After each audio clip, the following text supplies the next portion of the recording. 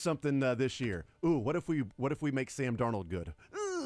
Would anybody believe that? Okay, we'll make Sam Darnold good. I don't know. We'll have Andy Dalton take over and look like he's prime Joe Montana. We got to have something that's a surprise. Tua gets a concussion? No, that's not a surprise. But what if he got a concussion while hitting Damar Hamlin's chest? Too obvious. Too obvious. Come on, we've already gone down the Damar Hamlin thing and the Tua thing. Bosa injured. No, we read that in every year. That's just part of the. Yeah, that's already in there. That's part of the coding. It's already in there. That's the coding. What if the 3-0 team in the AFC North is the Steelers? Okay, I can see that. No, that can play.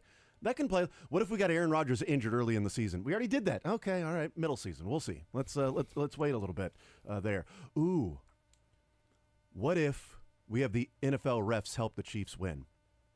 I mean, yeah, that's what we're going to do anyway, but what's your point? Ooh, what if we did this? What if the NFL refs help the Chiefs win while Mahomes struggles early in the season? Oh, yeah. Ooh, now intrigue. That's intriguing. Intrigue. Yeah. Is he in a slump? Now people will wonder, the talk's going to be, has Mahomes taken a step back? Is Mahomes old now that he's 29? Is he distracted by Taylor Swift being friends with his wife? Like all these, we got to, ooh, Kelsey has a slow start to the season because of grotesquerie and the other things that he does. And we'll blame it on Swift. I feel good about this. Not a swift start, some say. I feel good about this. I feel really good about what we're coming up with, guys. Andy Dalton and the Panthers turn things around against the Raiders after they bench Bryce Young. Yeah. What do you think about that? Let's game it out. Let's just go. We're noodling here. Let's just keep going. What happens then? Ooh, Andy Dalton then goes to Cincinnati, wins, and the Bengals start 0-4 because Andy Dalton goes back and wins the game while coming in for Bryce Young. Ooh, I kind of like this. Let's keep going. What happens then? The Bengals start 0-6. Oh my goodness, this is gonna be crazy. The script writers, they started off a little slow, but these things, they're implementing small Easter eggs maybe for later this season. I like it. I think my new go-to is whenever someone goes, "Oh, the Chiefs pay the refs," I'll go, "Well, sorry, you're broke. Yeah. Sorry, maybe get your money right, dog." It's a lot of money in the NFL. Why wouldn't you do that? Yeah, Clark Hunt ain't the richest. If that was the case, why is Jarrah? You Yeah. know, Tapper, Arthur Blank. These Chiefs teams pay the refs. Yeah. Who's got more Get money? your money up. Arthur Come Blank on, or guys. Clark Hunt? It's like the Dave Chappelle skit. Hide your money, y'all. There's poor people around. Poor people around. I got $1. I got $1. I got $1. Hey. 913-912-4810 is the text line. We got the refs. We got the refs. We got the refs. Hey. That's how the show lines up today. 913-912-4810. Cowboys and Giants. Speaking of rich owners, Cowboys tonight in New York. 7:15, we got that for you right here on Sports Radio 810 WHB 630 pregame. This afternoon, Royals and Nationals. Michael Wacha taking on Patrick Corbin. And the Royals with a 2-game lead with 4 to play. Last night was huge. Huge. Baby. The Royals have an opportunity and a chance to put the hammer down over the next couple of days. We'll see if they do that. And if they can come through, then I would give Michael Wacha a honcho. And they got the Nationals today. The Tigers and Rays, Twins and Marlins. Let's go Marlins. Let's go Rays. Where's Marlin Man? I haven't seen Marlin Man in a while. Why is he not in Minnesota? Yes. Where is Marlin Man? And, boy, Marlins came out with that 3-run shot in the first inning last night. They were up 3-0. I'm like, oh, my God, the Twins are going to fold. The Royals win this one. Twins. It's a 3-game lead with 4 to play. It's over. The Royals, it won't matter against the Braves if they just simply win tomorrow if the Marlins would have held on. Instead, the Twins scored 8 runs, and they won 8-3. But that's fine. You knew they were going to win some games. You had to win some games along the way, too, and the Royals have now won 2 in a row. Offensive explosion last night. They got 2 runs in 1 inning without a ghost runner. 3 times as many runs as the past, week. Right. They scored 1 run in 28 innings, and then they got 2 in 1 inning. because of Robbie They're Grossman. so back, baby. Dude, it we is crazy. we always say Yeah. Robbie Grossman is that dude. But it is crazy, like we're talking about how the offense is struggling, but we're discussing like close losses or low scoring wins. Like last night, the over under 7.5. And what did we say? I was scared of it because if the Royals came out and just like all of a sudden just the floodgates open, but also my first instinct was the over under 7.5. What are they playing? 2 games? Even if they did, it's still 6. Come on. Yeah. But like, they find a way to get it done, and the pitching has just been incredible, man. They're not losing. They lost 1 game in the stretch 9-0 when Singer got shelled and gave up 6, and then Carlos Hernandez came on the backside of that and was like, who cares? He gives up 3 more runs. It's 9-0. Who cares about that? At that point, you just protect the other guys in the bullpen. But since then, man, the starters have been great. The bullpen has been ridiculous how good it's been. And if the bullpen wasn't as good as the bullpen was on Tuesday night, we'd be having a completely different discussion because, again, it took them to the 10th inning to win the game. But if the pitching staff gives up 1 run, it doesn't matter. We don't get to the 10th inning if they give up 1 freaking run. And then last night, same thing, going out and pitching and performing the way that they did. And you've got Michael Lorenzen that left the game early, and it had to become a bullpen game. And Daniel Lynch has been a damn revelation for this team, dude. Yeah. It's unbelievable what he's done. 6 2/3 is what the bullpen put up and shoved last night. 6 2/3. How many runs did they give up? Cerro? I mean, like it's Angel Cerro. That's right. They have been the bullpen has just been for all outstanding. And I want to tip my cap because I like You're not even wearing one, and you're going to giving credit where credit's due. Dylan's wearing a cap for you. He just Thank you. tipped his cap. Wow, Dylan. That's a little kid right there. There's Jeter right over there on the. He just a little kid to Jeter. And Jeter made an error, and he's going to get a Gold Glove. Okay, there we go. The coiffeur. But for all the smack we've talked in the bullpen and how atrocious they've been the majority of the season, they right now are absolutely nails. You have to give him credit right now. I mean, Zerpa is dealing. Lynch, as you're talking about being a revelation, maybe he's not a good starter. Maybe he gets in his dome or something, and when he's a bullpen piece and he doesn't have time to think, he's better. I wonder if there's any psychological advantage to that because clearly it's working for Daniel Lynch. Schreiber made me nervous, not going to lie, but he got out of it.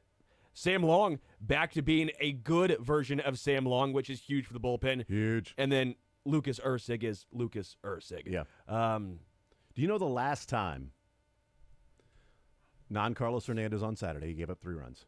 The last time the bullpen gave up a run, earned or unearned, and who it was? You have any idea when that was? You said not Carlos Hernandez. Not Carlos Hernandez. Hernandez gave up 3. Lucas Erceg, probably. Yeah. Last Tuesday night. Yeah. Not this Tuesday. Last Tuesday. 9 days. 9 days. 9 days ago when they lost to the Tigers 3-1, and Lucas Erceg gave up the 2 runs in the 10th. Right? That was the game where they lost in the 10th inning. They gave up 2 runs at the top. There was the ghost runner, and then there was the earned run. So he gave up the ghost runner, but the earned run as well. And that was the Riley Green 2 outs, and he singled home that run to make it 3-1 because they had already got the second run. So it was 2-1. They got the ghost runner, and then an out later after getting a strikeout. That's what it was. He struck out Jace Young, and Riley Green singled, and then Zerpa came in for Erceg and got the last out. The Royals went quietly into that dark night in the bottom half of the 10th inning, and they lost 3-1 that game. And then it was like, okay, now you got Skubal the next day. Now you got Skubal on Wednesday. Outside of Hernandez coming in to take over for Singer that had already given up 6 runs, you're down 6-0. That's the last time the bullpen gave up a run, and one of those 2 was a ghost runner. 2 things here. Shout out Max Reaper. Love Max Reaper. Does great work on Royals Review. Royals relievers have a 3.25 ERA in the month of September.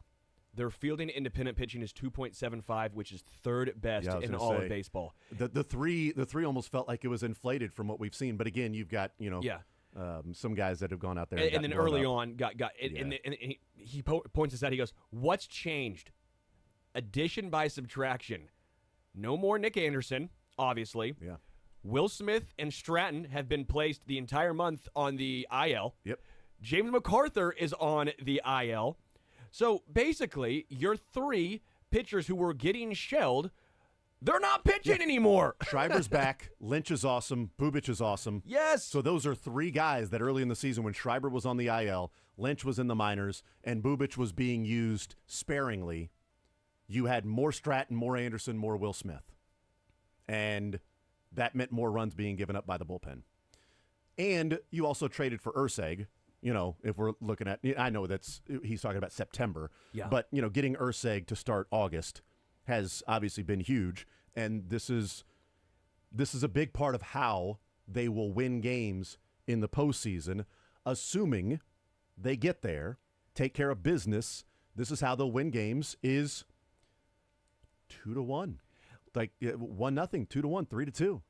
That's how they're going to win. I'm going to talk more on Daniel Lynch because this is a great stat again for Max here. So Daniel Lynch returned to the Royals August 26th.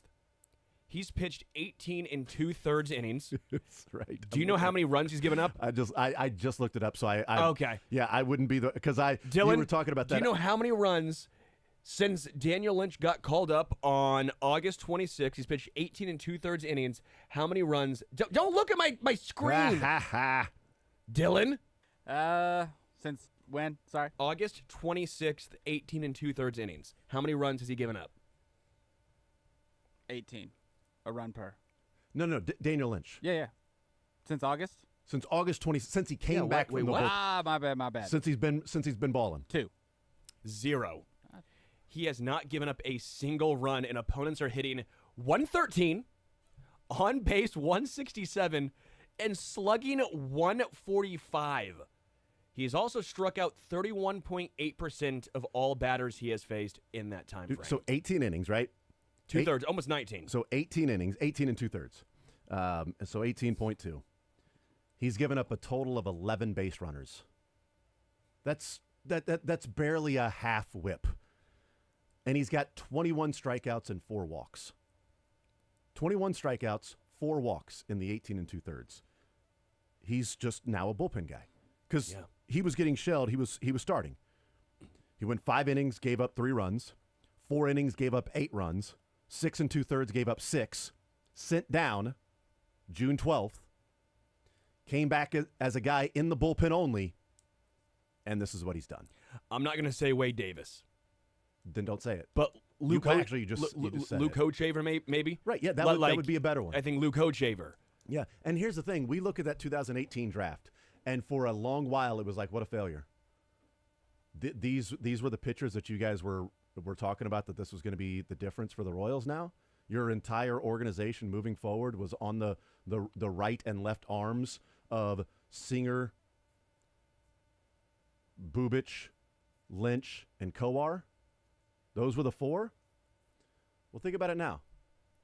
What if you move forward, and of those 4 guys you drafted, you get a number 3/number 4 starter on your team and 2 legit bullpen arms, and a guy you traded for a lottery ticket in Kyle Wright that'll be back next year in Kowar. If those 4 guys, if Kyle Wright gives you anything, and Singer continues to be like a number 4 starter, and if Bubic and Lynch continue to look like this out of the bullpen, I'm sorry, but the numbers say that is exceeding, that is excelling, that is better than what the numbers would say if you drafted those 4 pitchers, what they would turn out to be in Major League Baseball, whether they're college arms or not. I know they were all college arms, and it was like, oh, they got a better chance of succeeding. But typically you might get one player that's pretty good, one player that's fringe, one player that doesn't really make it, and one player that was just terrible and didn't have a chance. Yeah. If you're drafting those 4. Like, that's what the odds would say, which is why there was kind of a, given a side eye of like, hold on, you're talking about these 4 guys. That's what it's going to be, these 4 guys. All 4 of them have to be the guy? They have to be 1, 2, 3, 4 in your starting rotation. This is what it is. You're gonna have these 4 guys are gonna be your rotation. Like, it's actually a 4-man rotation too. Just those 4. We're going back to 1960s. Who cares, man? Let the Birdman pitch. Like, this is it would be above what the percentage odds would say of those pitchers. That if Lynch and Bubic continue to look like this in the bullpen, leave them alone.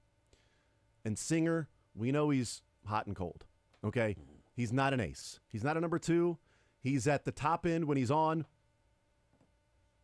He can look like over 4 or 5 starts a number 3 or number 2. But generally over the course of the season, he's going to be a 4. Like a legit sort of representative 4, not just a 4 for, some rotation. Yeah, 3.73 ERA. I mean, he struggled against some great competition, but against he's eaten against some lower level competition. Okay. That's what a 4 does. Yep. And you've got a guy that Daniel Lynch who has just been unhittable in the bullpen. And Bubic that looks like he could be a setup man. Yeah. That's a win. That is an absolute win. You should be settling at a court oftentimes. Take a drink. I know you look parched. You should be settling at a court if you said they drafted Singer number 16, right? And then the other 3 were sandwich first rounders. It was like they're all 4 first rounders, but they were sandwich first rounders. And some, Right. So, you had the Kane and you had the Hosmer, and then you had your first rounder and then a competitive battle. Like there were 3 sandwich picks and 1 mid first round pitcher. These guys were not top 10 picks. No. So if you have that, I mean, Daniel Lynch has just looked awesome. I love those numbers from Max because I knew it was dominant, but I didn't realize the stark contrast between when he was starting and filling in. Lorenzen goes down, somebody's got to do it, and then sent back down. And now he's come back as just a bullpen guy. Let's see what Marsh looks like, if he's just being a bullpen. Because now the bullpen is stronger, well, depending on Lorenzen.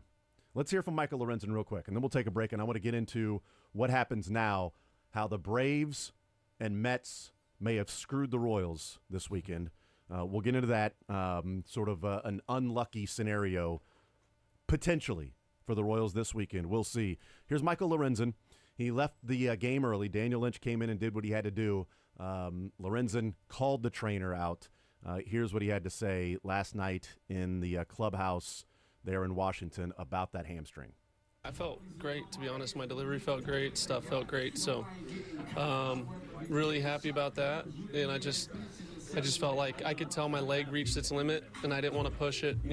We're so close to getting where we want to be, and I feel like the value of me being available for that is more important than me trying to push through something. So I could tell that I had reached my limit, and it was hard to make that decision, but I felt like it was the right decision.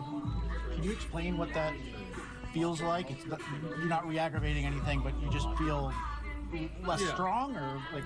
Well, it's more of as I'm warming up in the first 2 innings, you don't feel anything at all. You just feel normal. And then you just start to feel the leg have to work. And so to me, that tells me that it's fatiguing a little bit. And that's really the only difference. I go from zero thought about it to, okay, I can feel it working a little bit. And then it's like, okay, it's not. I could tell it's at its end for the day. So we'll just call it a day and live to fight another one. And it was smart that he did that.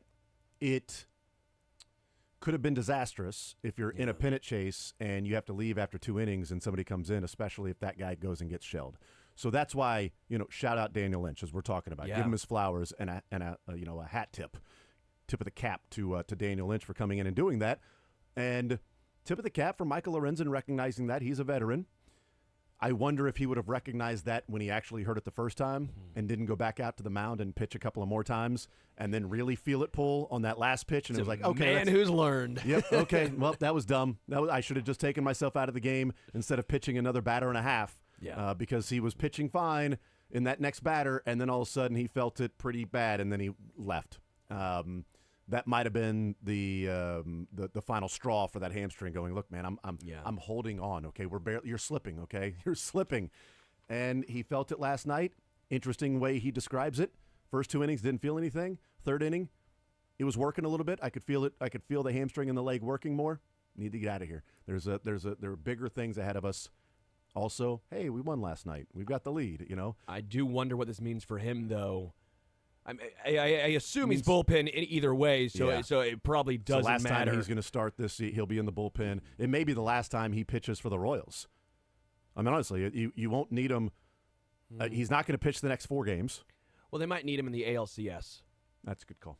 Great call. Great call. Divisional Series and ALCS and the World Series, so we would probably see him again. We'll take a timeout. We'll come back. We'll talk about what now after today right? The Royals got one more against the Nationals, and then they head to Atlanta. It's a very big day in Major League Baseball, and certainly for the Royals, with what this weekend potentially could look like for Kansas City and what the pitching matchups and how the Royals utilize their bigger guys. We'll do that coming up next. 913-912-4810, more zone.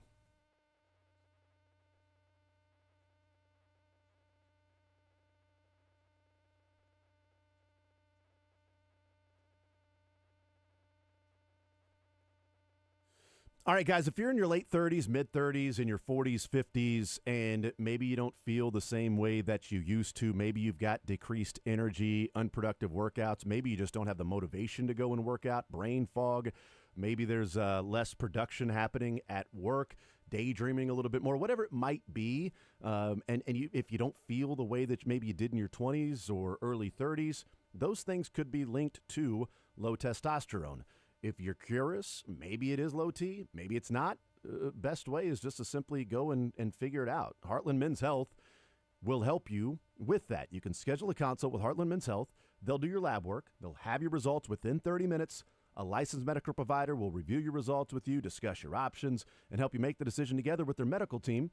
Cost of the appointment is only $99, which includes the medical consult, the T, and the PSA test. So, I mean, even if you haven't gotten the PSA test, and we talk about that a lot here with Les Norman, then they've got the PSA test there that goes along with the T and the medical consult and that appointment. And if you sign up for testosterone treatment the day of your appointment, your visit is free. You could be back to having those higher energy levels, better gains in the gym, sleeping better, waking up, feeling more refreshed, more productive at work, no more brain fog. And one of the cool things that I love about Heartland Men's Health is, as a guy, I hate scheduling appointments. I hate, hey, we'll send you to the scheduling department. And then they give you a time that's open, then I've got to cross-reference and see the Venn diagram as to, do I have a day open that day? Okay, well, that's not open. Okay, well, let me give you a different day. All right, well, the kids are doing this. Well, now I need to actually have a three-way conversation with my wife and you and looking at the calendar, all that. I hate it. Cannot stand it. Oh, something came up. Now I got to do it all again and reschedule. Heartland Men's Health, mate, you just walk in. Just walk in. Oh, I've got time today. Let me just go and shoot right in there and get that testosterone treatment for today. Done. Can't make it today? All right, cool. Try to get there tomorrow. Boy, you want to talk about tailored to guys. That is what it is. Heartland Men's Health, successfully treating men in the Kansas City area, and they have 3 locations to serve you. Overland Park, Independence, right by Cable Dahmer Arena. It's between Blue Springs and Lee Summit. And the new office in North Kansas City. Call them today at 844-447-6600. Tell them you heard about it right here on Sports Radio 810 WHB, 844-447-6600, or visit heartlandmenshealth.com.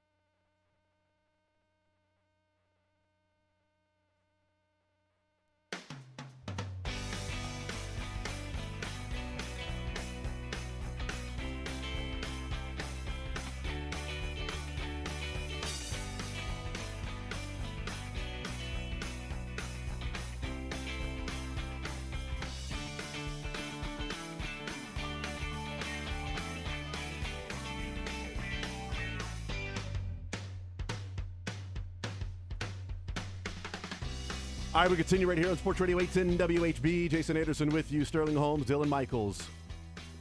So there is a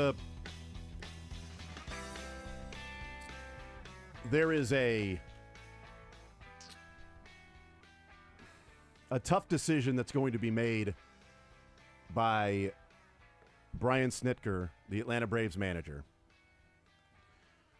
They canceled yesterday and today the games there in Atlanta because of Hurricane, is it Helena? Helena? I'm not sure. All I know is Somebody I think get Wes it's Perry going on to the hit mound. Fort Myers on the again, phone, I mean. and it's depressing. If it hits Yeah. Sanibel, I will cry again. Okay. Love Sanibel Island. I hate any place being hit. And this obviously has a huge implication on Major League Baseball and the Kansas City Royals. Obviously with the Braves and the Mets, because right now Atlanta's one game out behind Arizona and New York. Now, Arizona could go ahead and help everybody out by just getting swept by the Padres this weekend, if that were the case. But right now, Arizona and the Mets are tied, and Atlanta's one game out. They would have had 2 games against the Mets last night and today. Those games were canceled. They have been moved to Monday for a doubleheader. So the Braves do not play today. The Royals play today. Then they head to Atlanta. Well, there's also going to be a question of whether or not the Royals can get to Atlanta for tomorrow night's game. If they can't get to Atlanta for tomorrow night's game, there will be a doubleheader on Saturday. So, changes some things a little bit because the Royals could go into Saturday's game if they play today and Friday, not needing a win Saturday or Sunday. If they don't play Friday night, then odds are you have not clinched yet. Now, if you win today and the Twins lose, you are 3 games up with 3 to play, and they have the tiebreaker. And the Twins were to lose Friday, then it doesn't matter. Then you go into Saturday with a doubleheader knowing you don't need anybody. Sure. Alec Marsh, have fun. Right, absolutely. That's 100% what it is. So those are different scenarios as it relates to the Royals with the Hurricane and messing so many things up for a lot of people, not just Major League Baseball. Yeah. But we talked about yesterday, boy, this is such a lack of foresight by Major League Baseball. How do you not have a mutual day off on Monday? How do you not play at least one of these games? Or maybe have a doubleheader so you knock 2 of them out on Monday, and then you go and the last one is on Tuesday, and you don't have to worry about Wednesday, or maybe you move up the start time.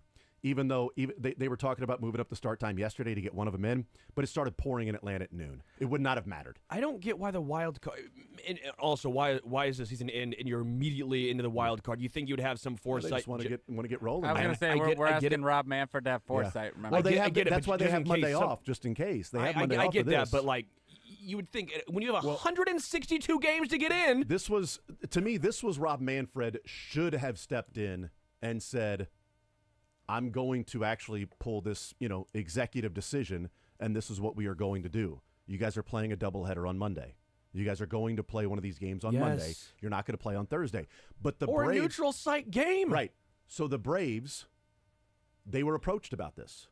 Major League Baseball talked to doing as much reading last night as I could on this, because if it wasn't for the Royals playing in Atlanta, it would just be like, oh, yeah, this is crazy what's going on in the National League. Yeah. But it clearly impacts the Royals. Again, getting there Friday, but also pitching matchups. So we'll get into the pitching matchups here in just a second. But from the different reading and reporting, it comes across a lot like the Atlanta Braves were saying, bleep you, Major League Baseball. We're not doing that. We're not moving anything. Because Atlanta knew, and this is where, we'll see what happens on Monday. But Atlanta did not want to change the date from a Thursday and move the games back to a Monday. They talked about logistics and getting, concessions and getting security. I understand those things. I do. But there were a couple of other reports of Atlanta knew this was going to be a massive gate. Monday, Tuesday, Wednesday Tuesday, Wednesday, Thursday. Well, it's a playoff push. Against the Mets. I get it. Head-to-head against the Mets for that last spot in the wild card. Massive 3 days. Massive 3 days. And you've got Chris Sale and Max Fried on the mound on Wednesday and Thursday. You've got huge pitching matchups in your favor on the mound on Wednesday and Thursday. Yeah. So they did not want to lose the gate. They also, both teams balked at a last-minute switch of venue to go somewhere else and play at a neutral site, like going to Texas. Both teams did. Both teams balked I at don't know doing why that. the Mets would. Mets felt like that would be a disadvantage for them to travel too, because then they've also got to then go to Milwaukee. They're doing all these different traveling. They're already in Milwaukee, Atlanta. Then they got to go to Milwaukee. But also now you got to go back to Atlanta. Yeah. And then after leaving Atlanta, you're then going to have to either go to Milwaukee or San Diego, regardless, or Arizona, depending on what happens with the Diamondbacks. Because they're in it too right now. They're in the third spot. Yeah, I mean, Diamondbacks and Mets are both tied, tiebreaker or not. But this all stems, this makeup game also stems from the makeup game that was canceled, or a game that was canceled in April, in which the Mets warmed up. They were getting ready to start the game. They delay it and postpone it, and the Mets were mad about it because they didn't think the game needed to be postponed. Turned out it didn't. But they postponed it. Major League Baseball wanted to make up that game earlier this year, and the Mets said, no, we're not doing it. We'll just do it later on in the season. We'll do it when we're already there. So they pushed it back. So there's a lot of things that have come together for them to be in this position to where Monday's games may or may not be played. There are scenarios where the games won't be played. If the Braves go and take care of business against the Royals this weekend, and the Mets lose a couple, and the Diamondbacks, if the Braves and the Mets games do not matter, say the Mets take care of business, Braves take care of business, and the Diamondbacks lose, and Monday's games do not matter. If that's the case, then Monday's games will be canceled. They will not play those games. If one of the games matters, they will then cancel the second game if things have been decided. If only the third or fourth, or the second or third wild card is on the line between the two, Major League Baseball is discussing the option of just not playing it and saying it doesn't matter. So they might only play 160 games instead of 162. Yes, depending on what Arizona does. If Arizona's out of it and it's the Mets and the Braves playing each other, and the only thing on the line is second or third wild card, from what I understand, the Mets and the Braves would be okay with Major League Baseball canceling that, so they don't play 18 innings on Monday and then play a wild card game on Tuesday. Yeah, that'd be. So, to me, that wouldn't matter. That's the same thing that I'm thinking about with the Royals this weekend. If the Royals have a wild card spot locked up before Saturday and Sunday, I don't care about the second or third wild card. I care about your pitching rotation for Tuesday. So I'm not throwing Lugo and Reagans so that you can get the second wild card instead of the third. Okay, but let me give you one hypothetical here. Give me a hypothetical here. What if someone is in the Fantasy Baseball Championships and they have Cole Reagans and they thought they were getting two starts and they need that Sunday start from Cole Reagans to win? Then they should throw Cole Reagans if they knew that about you. Yeah. The thing that they know is that nobody else but you has Cole Reagans in Fantasy Baseball. And it's that Sunday, and there's a lot of money on the line, and I'm really into that two-start week from Cole. Unless you're going up against somebody that maybe had Chris Sale.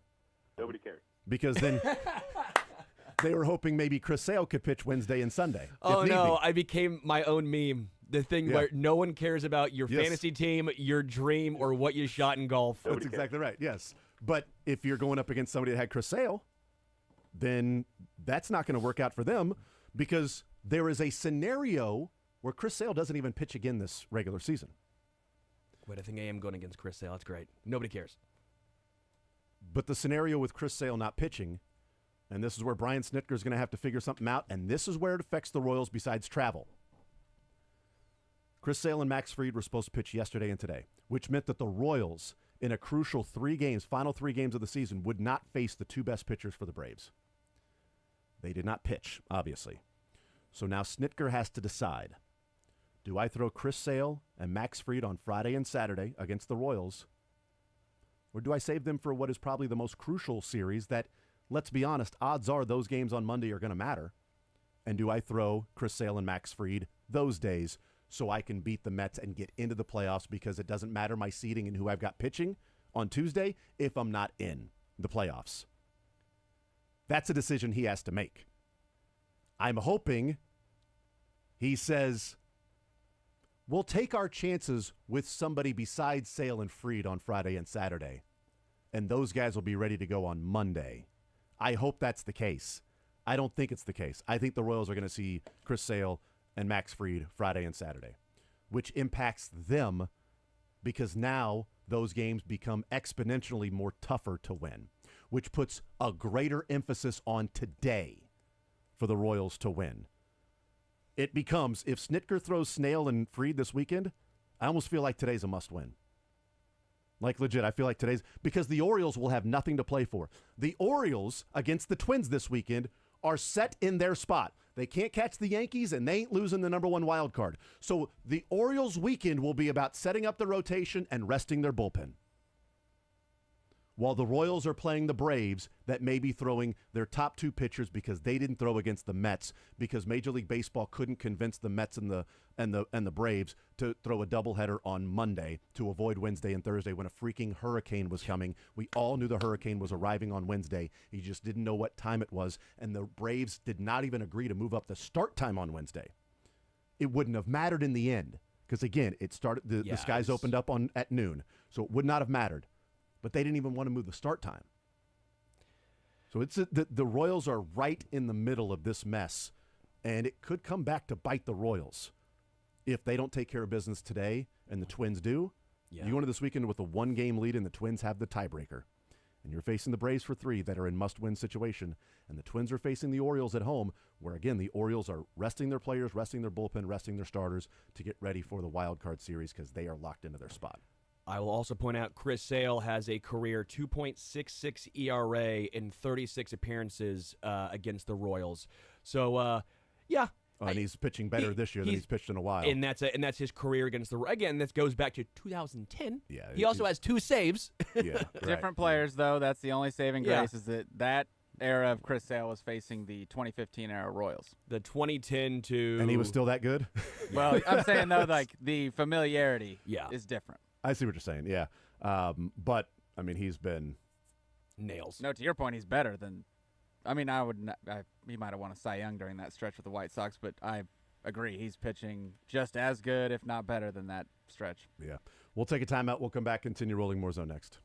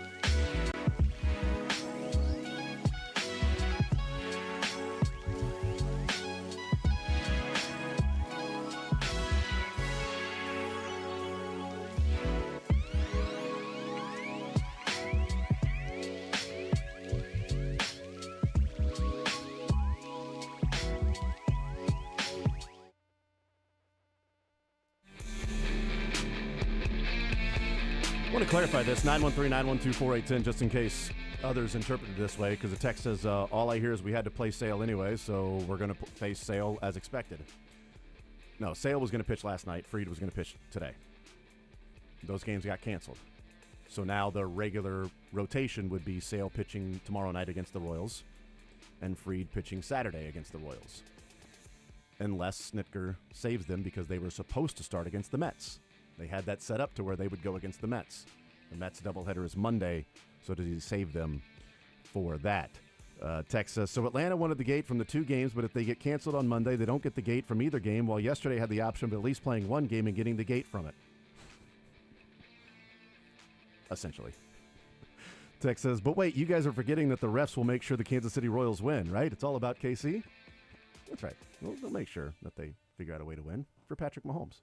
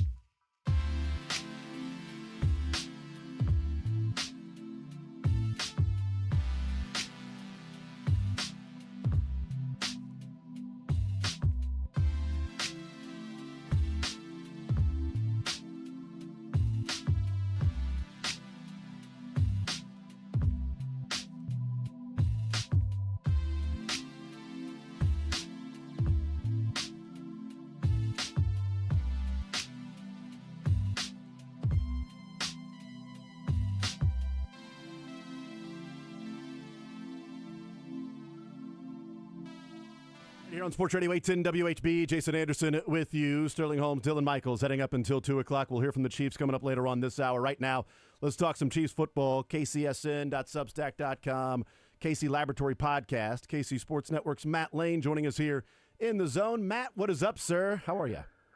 We're doing pretty good. We're in the middle of this football season. We're rolling along. Chiefs are undefeated. College football's going. So it's a good time of the year. No doubt about that. Chiefs are 3-0, and we've talked about it this week that, they're 3-0. You don't apologize for wins. They haven't played well. They find ways to win. They're also probably should feel fortunate to be 3-0, but this is simply the record, and that's fine because there are teams that are 0-3 and 1-2, so they move forward now. You don't have to give those games back if you start playing better football. But let's start off with just the game against the Falcons. What'd you see in that game? What'd you take away from the 5-point victory for the Chiefs, 22-17? So you want to come out, like you said, you come out of a game where you find a way to win, and it doesn't matter how it happens, and you want to feel good about stuff. And so there are parts of the game that you feel good about as a Chiefs fan. The run game continues to be successful. It's not super dynamic, but they are consistently picking up positive yards to the point to where the Chiefs are second in the NFL in success rate on run plays. So they are consistently getting positive plays in the running game. And then when you flip over to the other side, the Chiefs' run defense has been exceptional versus running back run. So the overall numbers get skewed a little bit from Lamar Jackson scrambles and from an end around and stuff like that. But against opposing running backs, the run defense has been great. So the Chiefs are doing a good job at things that last year were a little bit of an issue. Run defense, the rushing game on the offensive side. And then you just kind of watch. It's like, hey, Patrick Mahomes isn't going to miss this many throws for the rest of the season. He's not going to, make the wrong read. He's not going to continue to throw silly interceptions week after week for the entire year. So as soon as that gets cleaned up on top of the things that are going well, now you're probably looking at what was a 5-point victory, it becomes a 15-point victory against a team like the Falcons. And then you start to feel really good about the outlook of the team going forward. Yeah, I'm with you. And they found ways to win. They did that. The rush defense, it's a great point, and the running game in success rate. And, the way the defenses are playing the Chiefs, I would hope that the success rate is there in the run game. But I want to talk a little bit about the defense, and then we'll get into some other things and look ahead to this Chargers game. But the defense was a big reason why they won the Super Bowl last year. And while against the Ravens, it was sort of up and down, hot and cold. They held them to 20 points. Yes, it was a toe away from whether they won or, had to face a 2-point conversion or not. But the Chiefs offense had the ball against the Ravens up 27-20, and they gave the ball back. They couldn't convert on a third down. The defense then got the stop and won the game. By a toe or not, they got the stop. Cincinnati, they were down 25-23, and the Chiefs' offense went 3 and out. And then the defense went out there and got another stop. Chiefs then got the field goal. And against Atlanta last week, the Chiefs were up 22-17, and the offense went 3 and out. The defense got a stop.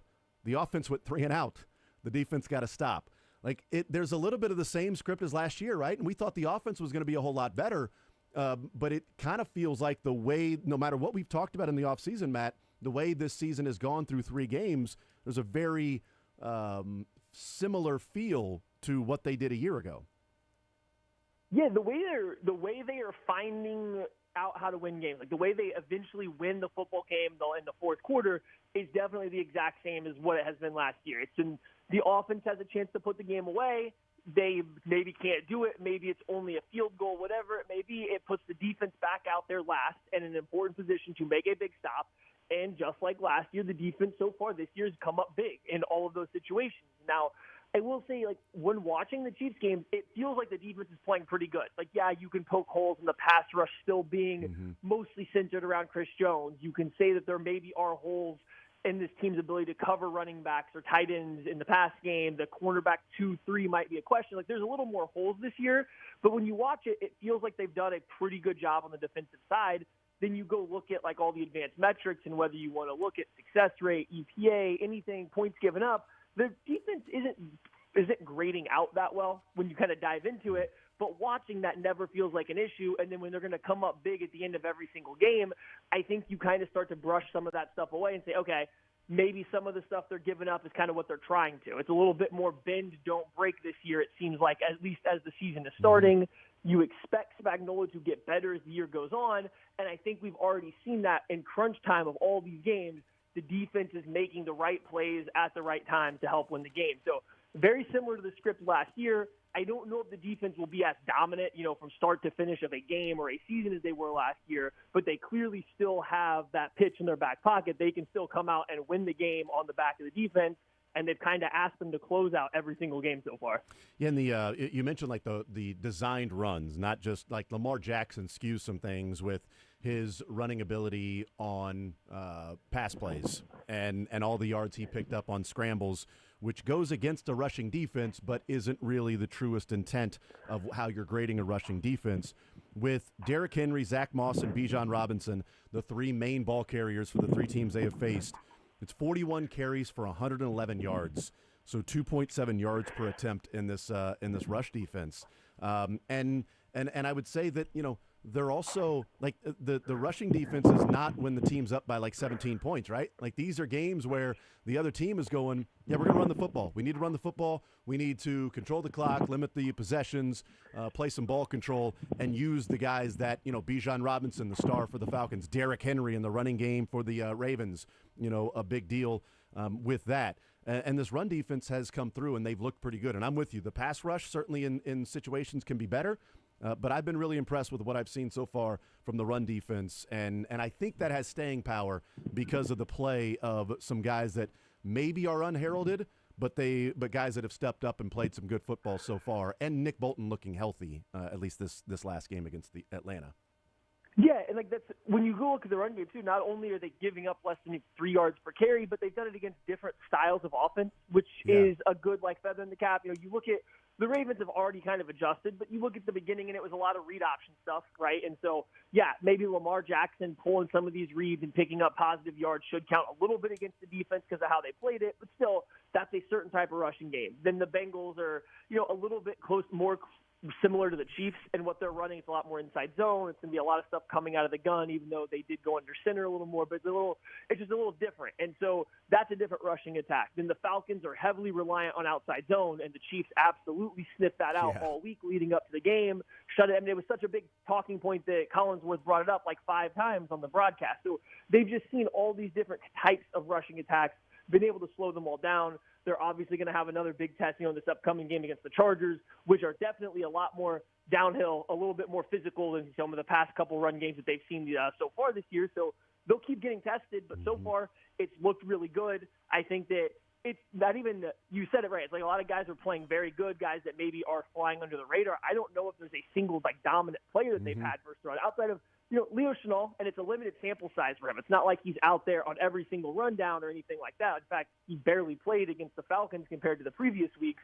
But when he's out there, he does seem to kind of change the math a little bit. Here's a linebacker that kind of plays the run in a way that a defensive lineman can. He can take on blocks from a standstill.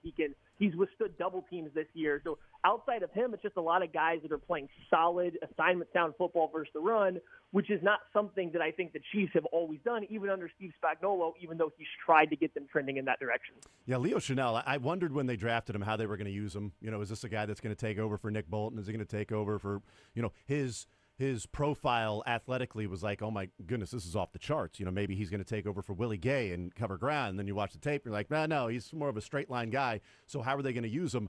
And because he is just, country strong, the dude is stout and strong as all get out. And he essentially just pushed the sled against the Falcons left tackle on Sunday, which was great. Watching him just, hey, kids, you don't like sled work? Watch Leo Chenal on this play. That is years of sled work and firing off the ball and getting those hands locked and just driving that guy back against him trying to stop you, and then it opens up that hole for Nick Bolton. But he's been awesome. You wrote this week about Turk Wharton, and I think we talked to you and I, maybe it was Kent, I don't know, but we talked during training camp. And we were discussing different guys on the defensive line and who's going to make the team, who's not going to make the team. And Turk Wharton came up in a conversation. We're like, man, he looks pretty damn good in camp. I saw him whip Trey Smith a couple of times in some one-on-ones, and he looks quick. And last year he's coming off the ACL, so it takes a little bit of time. He's looked like a player. You know what I mean? Like not just, hey, here's a guy that's going to be on a team. Like he's looked like a guy that can be a difference maker. He's quick off the ball, and as a pass rusher there on the interior that you can't just key on Chris Jones and nobody else on the as a defensive tackle is going to rush the passer. Turk Wharton's been pretty good. You looked at the film of what we've seen from Turk Wharton so far. What are you seeing from him, and do you credit some of the maybe lack of production last year to still coming back from that ACL injury to where now he's fully healthy and has talked about how his legs feel this year as, compared to last year? That's the biggest thing, is he just looks healthier. He looks now like the guy that came in as an undrafted free agent early in his career and had just a rare amount of, a first step explosion that you don't see from defensive tackles. And then even more so, it was for him, it's the lateral quickness. He can, put one foot in the ground and cross the face of a blocker, a guard, a center, whoever it may be, so fast that he changes his rushing gap before they can really react. And earlier in his career, that's kind of how he had to win. It was either I'm shooting through the gap or I'm jumping to another gap, and I'm just going to kind of beat you to the spot, catch you off balance, and I'm going to get by on this athleticism, this finesse. He started to add some arm usage to it, but it was still essentially one of those same two finesse moves. So that was gone last year. So last year, it's not even like you could put him in just on third downs and say, hey, now we're going to get, this quality pass rusher on these downs, because the same athleticism didn't look to be there. Well, this year, not only is that back, but I'm pretty sure I haven't, no one's wrote about it. Maybe the next time he gets up and has to, talk to the media, I can get someone to ask him. But it looks like he's put on a good amount of just like weight and size since he's gotten the NFL, and it really shows up in his strength and his power profile. So now we have this guy that can still win with the quickness, but as we've seen this year, and I kind of highlighted some of it in that Falcons game, we got a bull rush. We're getting some more. We got a counter spin move, so he's adding power moves to his rush plan. He's starting to counter off of his speed, and now you're starting to build out this entire picture of a pass rusher.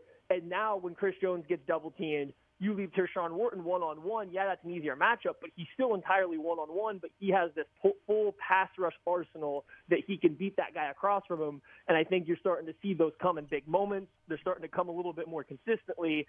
And then the ultimate cherry on top, we started with the run defense. Now the Chiefs can put Tershawn Wharton out there on 1st and 10 or on 2nd and 3, and they can play him. Do you still want to play him and Chris Jones as your two D tackles on a rundown? No, probably not. But either one of them being out there is okay. They're not, he can't just be run at all the time where teams can take advantage of his size, because he has gotten stronger. He's actually made a lot of negative plays versus the run for the Chiefs this year, especially when teams try to stretch them out. His athleticism really shows up there. So I've been super impressed with Wharton so far. I think he's been a huge part on this defensive line of covering for the loss of Charles Omenihu for the first part of the season. You don't feel it quite as much because of the step forward that Wharton's taken, when I don't know if the defensive ends or anybody else has really taken that step yet to really help that out. Yeah, the part about being early downs for Turk Wharton is a great point, because, as you said, do you want him and Chris Jones out there together on first down in obvious running situations? Probably not. But we know the way that Spags and, the defense and Joe Cullen like to rotate their defensive line. Chris Jones will have series where he's not out there, at least the beginning of a series, maybe a set of downs to start a series where Jones is getting his rest. It's not just, this play he's in, this play he's out. Some of it is like that, but typically early in the game, it's like, all right, here's the third series, Chris Jones on the sideline. And if that's the case, last year, if it was Turk Wharton in there, you weren't getting the production you're getting right now to where, okay, he can stop the run on 1st and 2nd down. And if it's a 2nd down and 10, in what seems to be an obvious passing situation, you don't need to, run Chris Jones onto the field so you would have a defensive tackle that can rush the passer. No, you can continue to get Chris Jones his rest, and Turk Wharton can be out there. It's a big addition. And I'm not saying this pace will continue, Matt. I hope it does, but I'm not saying it will. Turk Wharton in 2022 and 2023 combined had 22 pressures combined. 3 games so far, he's already got 9, which is pacing for 51 on the season. If he stayed at this pace, 51 pressures this year over 17 games compared to a combined 22 the last 2 years. He has looked different this year, and it's an interesting point about the different things that maybe he is doing. But it does give the Chiefs a little bit more leeway to rest Chris Jones on some of those drives and set of downs that they like to do anyway. Yeah, for sure. And I think that, he probably won't pace, at this level all year. Maybe he will, right? I don't want to put a cap on what somebody can do. But even if he doesn't, I think it's important to note too, like the wins that he's getting for these pressures, like they're very impressive. Not that they weren't in the past, but there's some times where you get a pressure off of an effort play, which Tershawn Wharton's always had. There's times where I don't want to say you get unblocked, but you get caught where the offensive line is trying to slide out to their assignments and you take advantage of the gap that they create during their movement, and you just happen to squeeze through there, and then you can get pressure without having to necessarily put forward a move. Yeah. Like, he's beating guys one-on-one at a high rate right now. Like, I think Brandon Thorne's an excellent follow on Twitter, great offensive, defensive line play. He tracks what he just calls high-quality pressures or sacks. I think Tershawn Wharton's percentage is the highest in the NFL for him so far this year. Like, that really does show up on film. He's getting directly blocked one-on-one in a real situation, and he's still winning, and he's winning quickly. So just having that guy available is so big for the Chiefs, and that also allows then Chris Jones to go hunt whichever matchup he wants on true third downs, on passing downs. You want to put him at the end? That's fine. We still have an interior pass rusher that can matter. You want to put him as a 3-tech, we'll put Tershawn Wharton over the center. You want Chris Jones over the center, we can move Wharton around too. So, I think that's been a big bonus for the Chiefs this year, and I bet they're super excited to get Omenihu back to sprinkle him in, because now all of a sudden you get 4 versatile pieces to put out there at once instead of just a couple. Yeah, that's interesting. I just looked it up, and Brandon Thorne's Twitter account says the most potent pass rushers in the NFL in terms of the ratio of high to low-quality pressures, decisive one-on-one wins versus schemed, late developing pressures through week 3, and rushers with at least 50 pass rush snaps with 9 or more pressures. Number 1 is Turk Wharton at 7.5. Myles Garrett is number 2 at 6.4. Keon White, number 3 at 6.25. Chris Jones at number 4 at 5, and Trey Hendrickson at number 5 at 2.7. Again, Turk Wharton at 7.5. So it's a great good point. Players there. Yeah, those are some good names. On the offensive side, before we get your thoughts on this Chargers game, who was more important to this Chiefs offense right now? Would you think? Is it Pacheco or Rashee Rice? I mean, Rashee Rice is. For my money right now, it's hard to separate single offensive linemen, right, from each other. But if we're going like just a single position, not named Patrick Mahomes, or player, not named Patrick Mahomes, I think the long-term success of this offense this year, the next most important player is going to be Rashee Rice as the year keeps going along. I think we've seen it through the first 3 weeks. He is clearly their number 1 option, their most dangerous option. Andy, Mahomes, people can get up there and say all the attention that Kelsey's garnering, that there's been no drop-off, and I think some of it's been exaggerated in terms of how bad, quote-unquote, he's been this year or anything like that. But I think it's pretty clear just watching them move. You can even watch how teams are starting to adjust their game plan for Rice instead of Kelsey. Go look at some of the catches Kelsey has. He's running the Travis Kelsey routes. Like, he's doing the Travis Kelsey bit for the Chiefs now, and I think it's because everybody kind of knows he's the guy that's going to take over. So if he were, knock on wood everywhere, to miss a significant amount of time this year or any time, I think the offense would take a pretty big step back trying to figure out what their identity is going to be, because I do think so much of what they're doing is going to has funneled through him and is going to keep funneling through him as he only continues to get better. Yeah, and we're seeing Patrick Mahomes look at Rashee Rice early in reads. I mean, there were a couple plays when you look at the All-22 that Travis Kelce is just like wide open, and Mahomes never looks at him.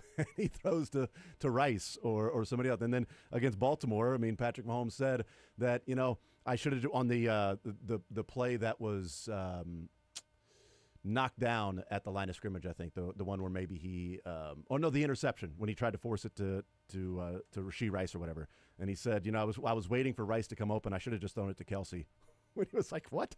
What are you talking about, Pat? What do you mean you should have just thrown it to Kelce? Like, that's not typically. It's like, I was staring at Kelce. I should have just thrown it to Justin Watson because he was open, but I didn't. No, I was waiting for Rashee Rice to come open. I should have just thrown it to Travis Kelce. Like, it's an interesting sort of turn this year, but it's also playing off what the defense, for the most part, not every single snap, but for the most part, is doing. All right, Chiefs and Chargers.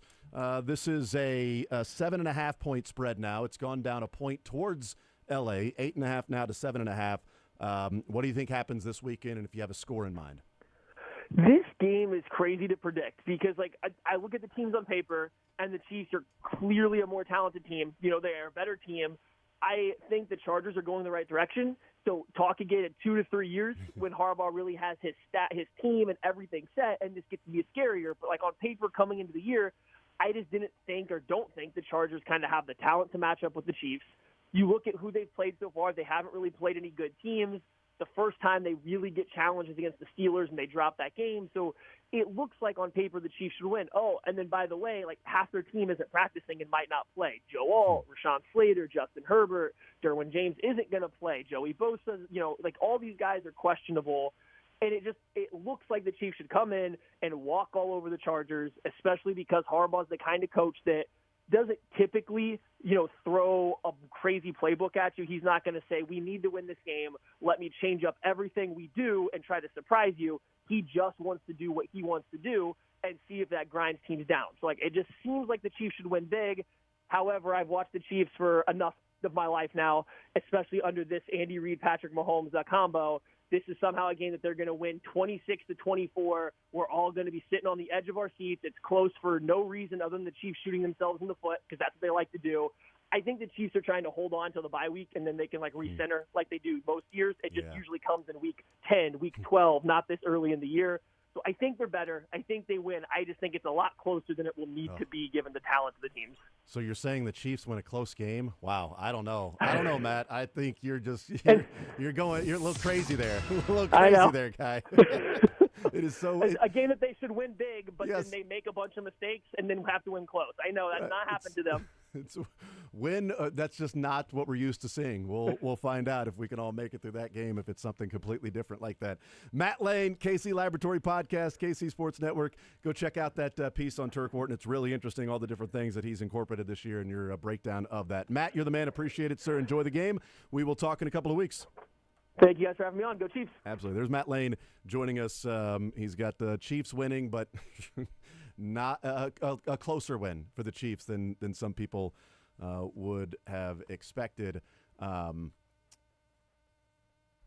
Real quick stat for you. We'll take a break. Curtis Seabolt yesterday dropping the stat of Patrick Mahomes has been a more than touchdown favorite in his career on the road 13 times.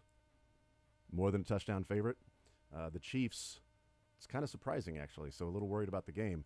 Chiefs are actually 13-0 when he's a touchdown or more favorite in the game. What about the cover, though? I think the numbers, I think he's covered like 3 of his last 4. Oh, so better than expected. Yeah, so I think early on it was like they were winning but not necessarily covering, but like 3 of the last 4 they've also covered on the road when he's been favored by that. But they win. They're 13-0. So as it stands right now, cover, no cover, win. Moneyline ain't going to be great to make a profit this weekend, but 13-0 in the 13 games when he's favored by at least a touchdown on the road, Patrick Mahomes in his career. We'll take a timeout. We'll come back, continue rolling. More Zone next.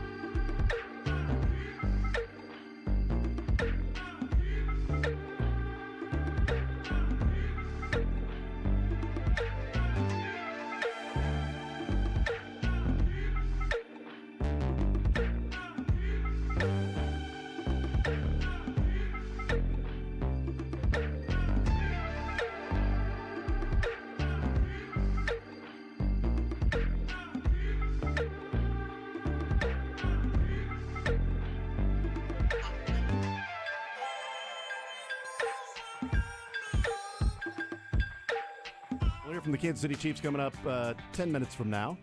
Dave Tobe, Steve Spagnuolo, Matt Nagy, Chris Jones. See what they have to say. Getting ready for the Chargers. What does Dave Tobe have to say about that missed extra point by Butker? What the heck, man? Mick Schaefer. That would be Spags. Oh, yeah, that's Spags shoot. or Colin. Yeah. Spags would be, I don't know. Good morning, afternoon, whatever it is. I'm not sure. But I don't really have anything. We're excited to play the Chargers. So with that, just open them up. I don't have a Dave Tobe. No, I don't really have a Spags either. I don't know about Dave Tobe. Chris Jones will be talking today. Listen.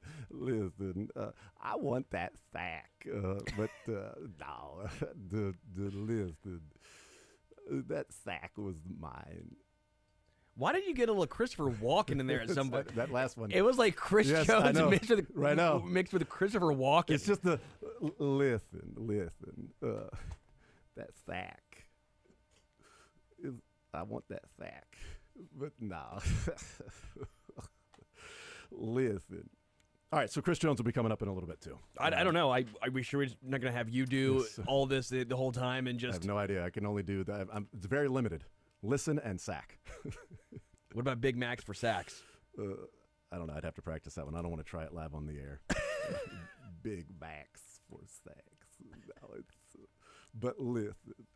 Anyway, Dave Tobe, Steve Spagnuolo, Matt Nagy, and Chris Jones. Here's Travis Kelce weighing in on the offense so far this year, what's been happening. And look, we heard Andy Reid, we heard Patrick Mahomes talk about the focus of other teams. It's been on Travis Kelce, and I think even watching the game again and watching the All-22, like there's a lot of focus on Xavier Worthy and not letting him get behind the deepest defender. But here's Travis Kelce talking about the offense and what his role has been and what he's felt and seen and how this offense has gone and so far through 3 games.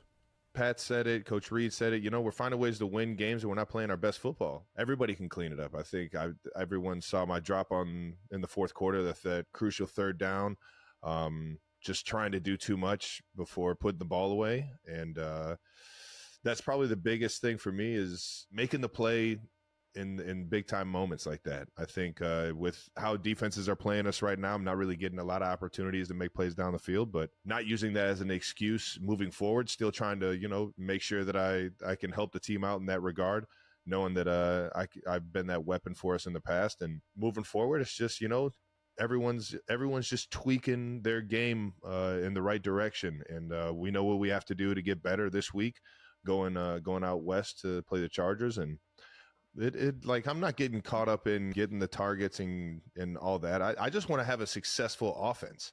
And I think Pat's doing a great job of finding the open guy and making the right decisions right now.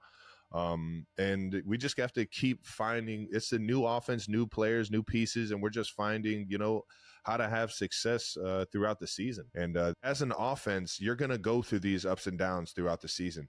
And you just want to make sure that you clean up all the mistakes, that you're making sure that you're communicating so that everybody understands exactly where we're going moving forward. And nobody does it better than Coach Reid and Pat Mahomes in that regard. And I've had a lot of catches in this league, man. I'm not worried about, the catches and the yards and all of that. I have the most fun when I get the ball thrown my way. I mean, it has everything to do with execution, just making sure that we're doing whatever we can to win these football games, man. And that's always going to be the goal. So echoing a little bit what Andy Reid said as well, in that, Kelce's not complaining. It doesn't care at this point because, we're winning and he just wants to win. And even what Andy Reid said yesterday, that Travis Kelce during the game on Sunday came off the field and said, keep dialing them up. Keep letting the defense do that. They're focusing, they're doubling me. Keep going. Keep dialing up. If that's what they're going to do, keep doing it.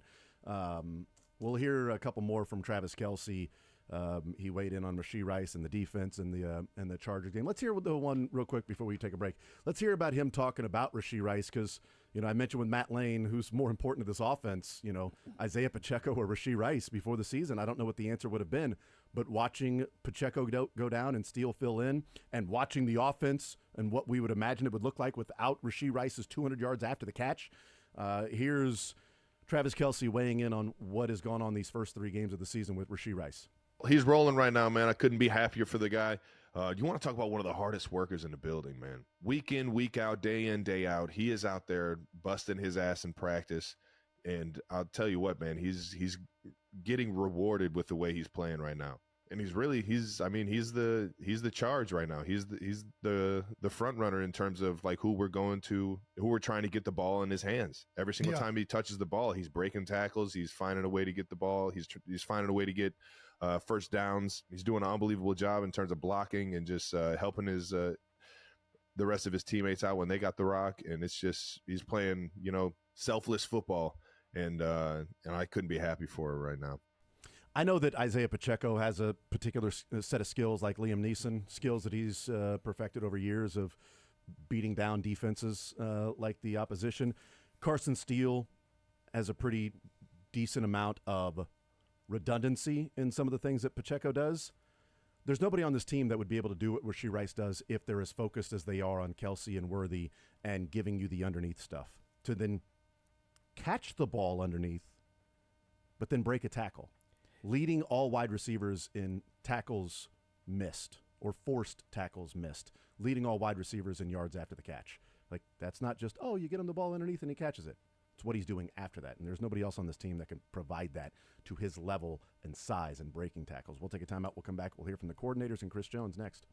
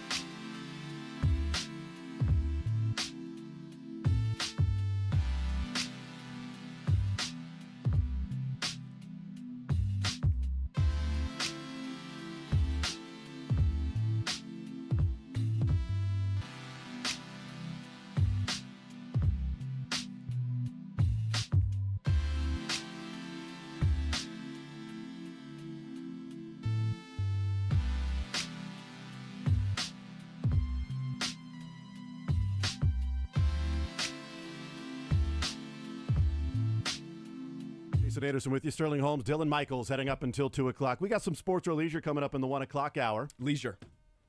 And sports. We're going to do both. How about that? We're going to switch it up today, Sterling. We're going to do both sports. We're also going to incorporate some leisure along with your sports. So, Okay. Yep. And we're going to incorporate Johnny's Tavern somehow, some way. We'll figure it out. We'll figure out how to get Johnny's Tavern involved with sports or leisure. I'm not sure, but we're going to find a way. We got Dave Tobe, Steve Spagnuolo, Matt Nagy, and Chris Jones that'll be coming to the podium today for the Chiefs, talking about this 3-0 start so far and getting ready for the Chargers this weekend. And now it's a 7.5-point spread that the thing has dropped a point. Look, 8.5 is huge in the NFL. It's a big number, even though the Chargers just lost by 10 to the Steelers, and we see double-digit wins all the time, not by the Chiefs, but double-digit wins all the time in the NFL. But still, 8.5 is a huge number. And if Justin Herbert says his ankle this week feels better than it did this time last week, okay, the line drops a half point towards the Chargers. Okay, maybe there's a little more confidence. Maybe the market's a little more confident in Justin Herbert going out and playing. And if Justin Herbert plays, does he make up for the lack of Joe Alt, maybe Joey Bosa, maybe Rashawn Slater, definitely Derwin James not being there? Does a healthier Herbert make up for those things? We'll see. What works in the Chiefs' favor is the fact that they've been so damn good against primary running backs for the opposition. Now, it's been 3 weeks and 3 different styles of runners, 3 different styles of running game, too, with the Ravens, Bengals, and Falcons. And it's going to be different with this one, too, a little more power with Dobbins and Gus Edwards. Gus Edwards, not really worried about. J.K. Dobbins, though, looks fresh. He looks healthy, which is, isn't it? Boy, just thinking about that. The irony of the Chargers being so banged up and the healthy guy is J.K. Dobbins. That is. J.K. Dobbins needed to go to the banged up team so he could be healthy. It's like he needed to go somewhere where everybody else took the injury juju. Alanis Morissette. It's ironic, don't you think? Yeah, that would actually be an ironic thing in her song. She should have used that. It's like J.K. Dobbins being healthy. On the injured. Yeah, something like that. Yeah. We'll come up with it. We'll figure this out. Yeah, we'll workshop it. We'll see how it goes. We'll get that for you on Monday. Trying to figure that one out.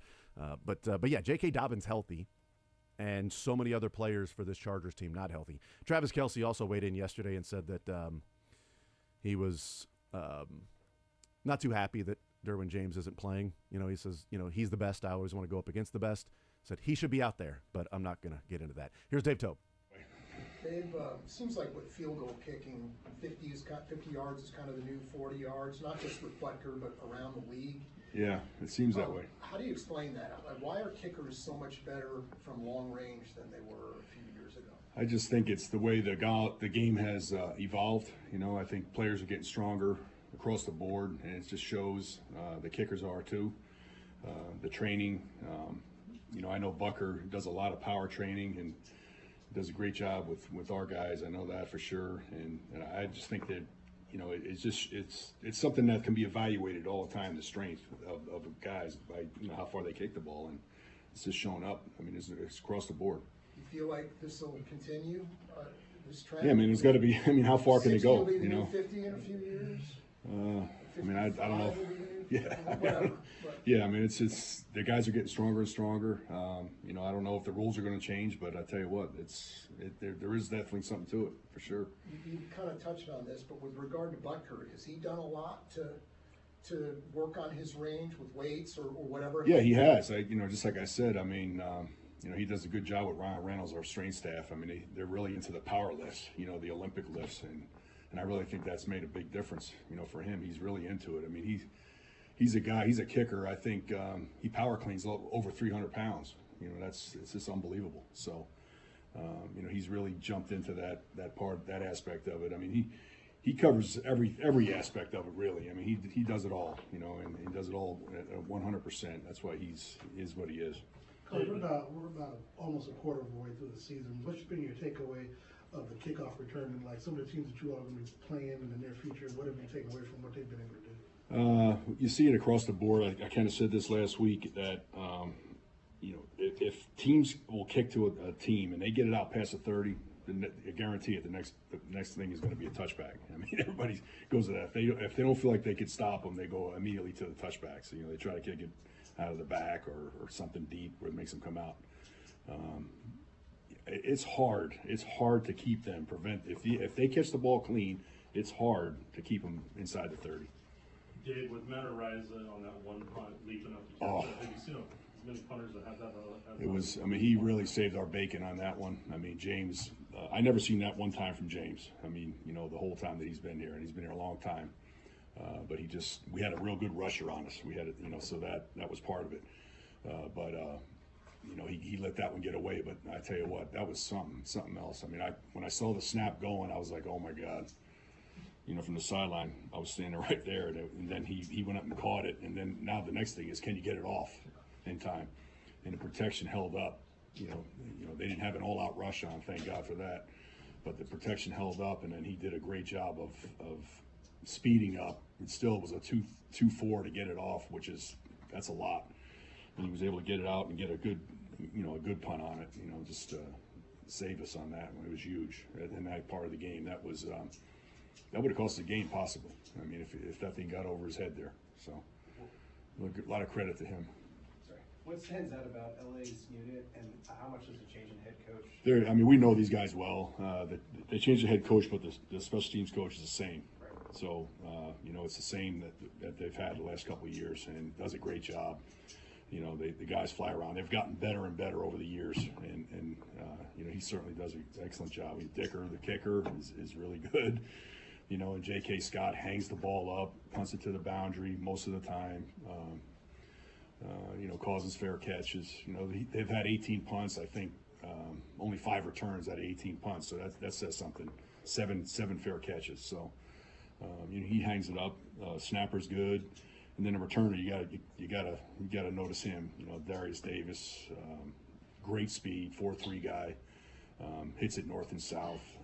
Can run around you. He's got it all. So, they put a lot into their special teams over the last few years, and it's definitely something a lot more, harder to handle now than it was 4 years ago. What's your evaluation of McColl been so far this season?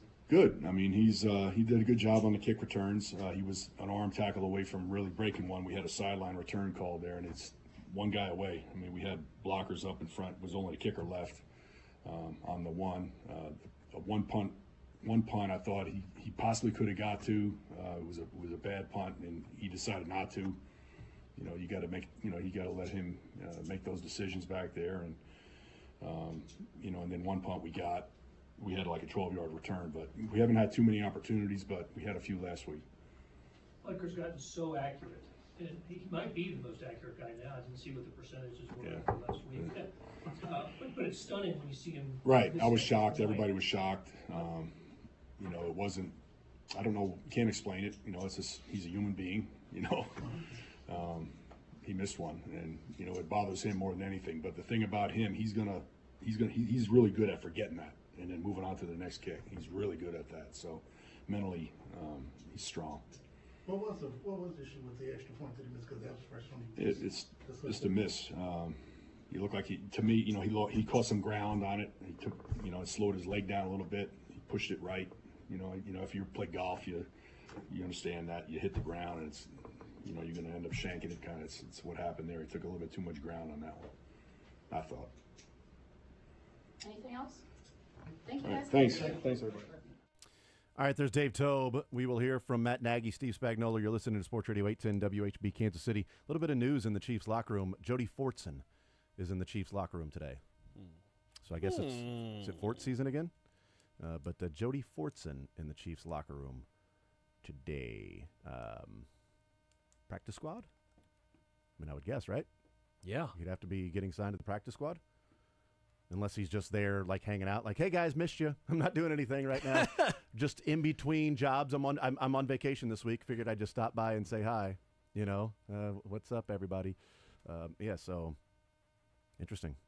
So Jody Fortson may be breaking his own news in the locker room that he's maybe signed to the practice squad for the Chiefs. So he's back. There you go. Who else they missing now? It's just to get the old band back together, because they already have, Justin Ross is there. So Damian Williams. Man, that would be great. I'd love to have Damian Williams, especially 2019 Damian Williams. Dude was great, man. He was so good. That's the home run hitter. Time machine. Why don't we have one yet? Albert Wilson.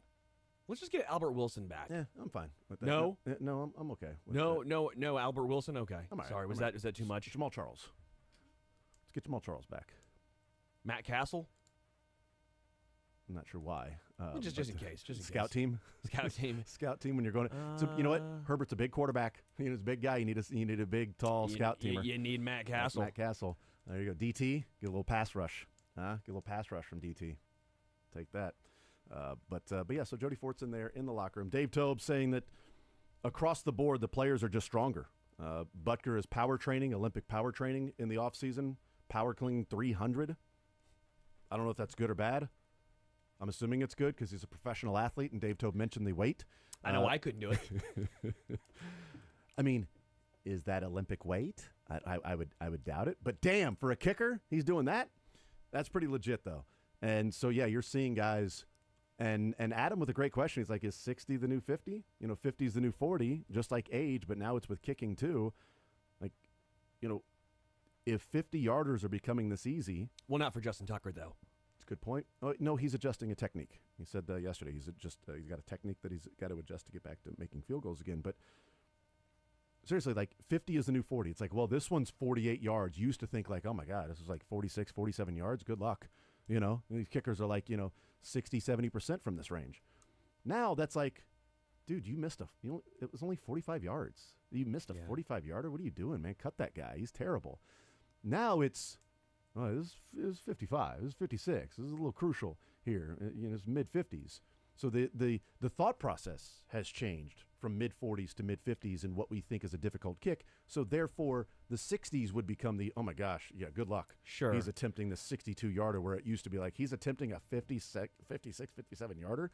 Oh, I need a Hail Mary, a prayer on this one. Well, even like 50, 53, 54, it's interesting where growing up, that was like, yeah, to your point, like I can't believe it, and now I'm shocked if they miss. Yeah, like if they more often than not, if it's 53, I'm like, okay, it's about 80%.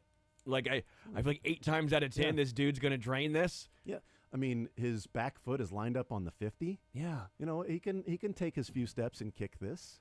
All good. Here's Spags. The watch. Good morning. This is a little earlier than normal. Yeah. All right, listen, I'm happy we were able to pull that game out last week and looking forward to our first AFC West divisional game. So with that, I'll just open it up. What's your evaluation of Nick Bolton play? Yeah, it was great to see Nick make that. We all know, he gutted it out. He had his back was bothering him. He went back in.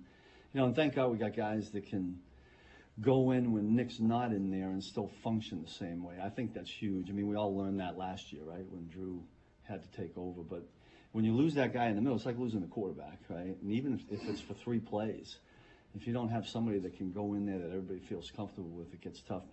And then Nick just coming back and doing what he did.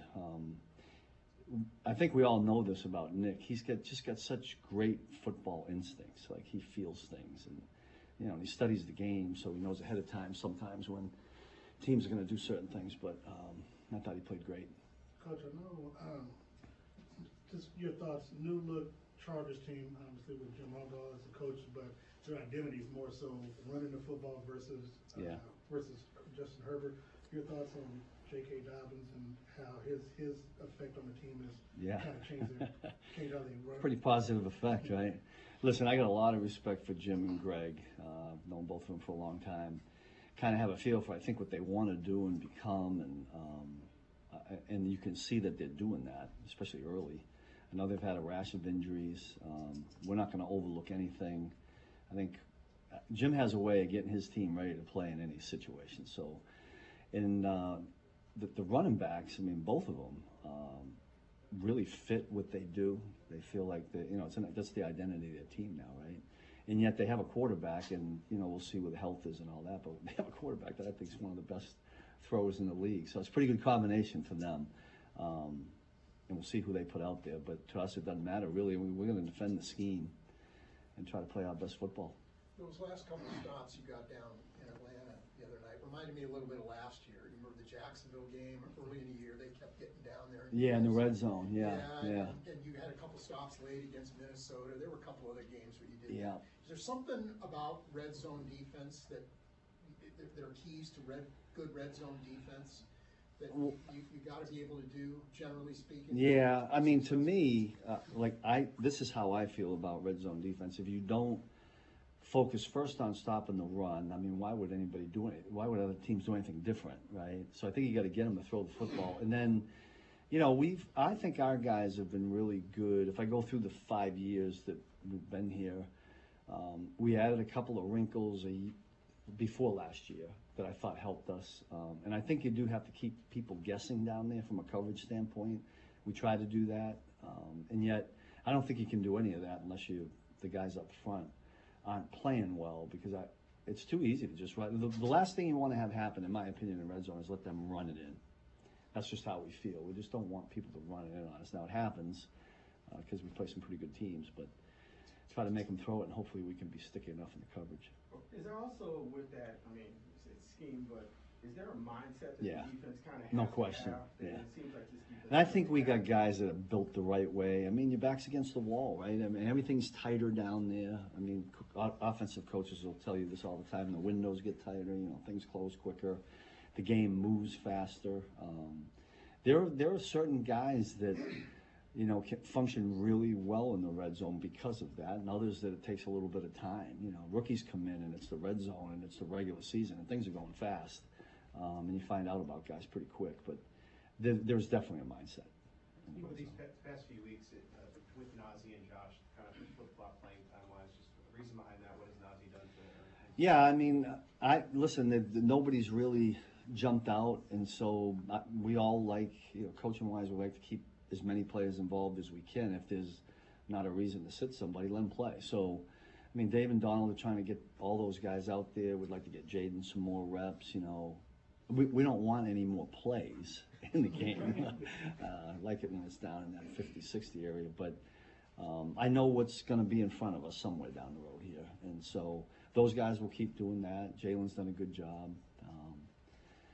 So we're just, and situationally, in packages, you know, we got guys in different situations. Couple more.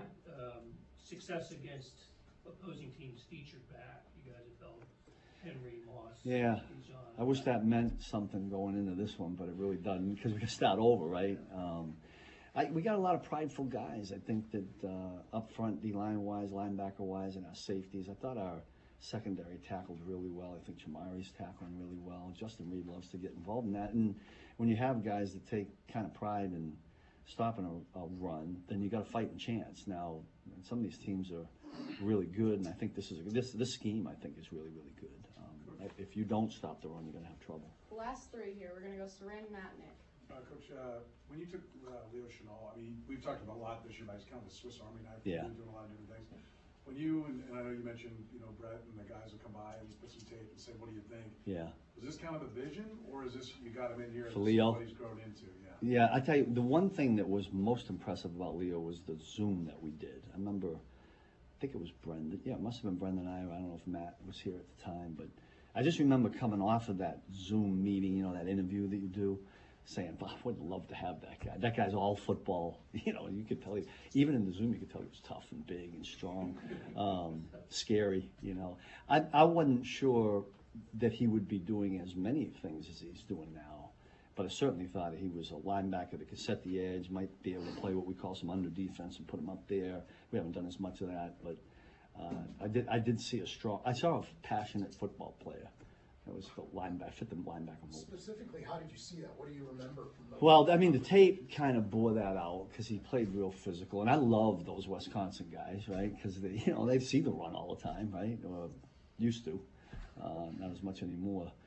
And I love the way he saw football. He was really intelligent, and when we challenged him with questions, this is what I remember. But it was just that eagerness and that toughness. I mean, just something came out in talking to him, and it came to fruition because that's what he is. Matt. Jamari's been making a lot of plays lately. Is there something about just being around the football that some guys have that he certainly has? Yeah, if you watch him, I showed a clip this morning. The one thing he does all the time is gets off a block. Like he doesn't, wide receivers try to block him. He wants nothing to do with him. Now, not all DBs do that, but he has a physical mindset. I mean, he's a safety playing, a corner position at nickel. And he's earned the right to play that. I put that challenge on him a while back. I didn't know if he'd be able to do it. That wasn't what he played in college. But I think he's stepped in there and done a really nice job for us. And he's another one of those guys that I think just likes mixing it up physical-wise. We can take as many of those guys as we can get because that's defensive football, right? Last one, Nick. Yeah. Steve, do you feel like you guys were kind of able to slow down the tight end this past week and get any more? I mean, they had the one big play, so that's going to stick out, right? And we thought we were going to get a little bit more pressure on that one. We called. I probably should have had a better call or made it tough on Jay Reed. We can be better on some of our post play. I think all these tight ends are going to. I mean, listen, in these games, good quarterbacks are going to find their safety valve guys, and sometimes that's a result of the other guys are covering real well, and so it gets it to the tight end. But we're hoping that what we'd like to eliminate is explosive plays to the tight end. If we could do that, I don't think it would look nearly as bad as it comes out right now. Good? All right, thank you. All right, there's Steve Spagnuolo weighing in on this Chiefs defense, getting ready for the Chargers, and their ability against the feature backs. As he said, I'm not sure that'll carry over. It's nice to be able to do that, but they got a lot of prideful guys that want to come up and make a tackle and want to stop the run and play that way against the run. And if you've got pride in that, then you're going to go out and you're going to play good baseball, good football. And they have been playing that against the run. My goodness, they have been awesome. Derrick Henry, I know that there's more designed sort of those mesh schemes with Lamar Jackson, and when he's keeping it on those read options, technically it is a designed run. But, a lot of his damage came in the scrambles that were passes. And he turned those into runs. Here's Matt Nagy. She started the season that has surprised you, or do you sort of see this coming? No, there's nothing surprising with the way he's come back in. I think we probably compared a little bit to last year when he first got here, and just remember we talked about drinking water from a fire hose and a fire hydrant, and he came back right away in OTAs and looked amazing. Took it into training camp, looked great. So it's not surprising. It takes a little bit of time, but it's been really cool to see him grow, and I know he has a lot more to go. So specifically, what were you seeing from him that led you to believe he could start the season this way? The route running, understanding how to get open in zones. He's really good in man. He's physical. We all know what he can do after he catches the ball. He's violent. He likes to get hit. That's rare sometimes at the wide receiver position. But I remember watching a clip of him in college, and he caught a ball, ran a shallow cross right to left, and then went down to the goal line inside the 5, and it was either try to hurdle 2 guys that were getting ready to hit him or run them over, and he ran them over, popped their mouthpieces out. And so what he's doing physically right now in the NFL is not surprising. The route running and learning how to do that, and I think that between his coaches and I think instantly back to last year with Travis. Throughout the year in practice during our special teams periods, Travis would pull him over and they'd talk through things, and I think he understood it, but he didn't know how to do it. Now he's seeing it, has a year, and now he knows how to do it. What kind of things was Travis telling him? What was it? Just a lot of things, a lot of good teaching points that Travis has done over the years that is invaluable. It's great when we're teaching them as coaches and we give them our insight, but when the guy that's doing it for a bunch of years like Travis and making it work the way he does, when you're a player and you hear that come from another player that's had success, I think it means a lot. And so watching him now take that into account and do what he's doing from week 1 till now has been really cool. What was your initial evaluation of Carson, and extending to that, how does Kareem now fit into what you guys want to do?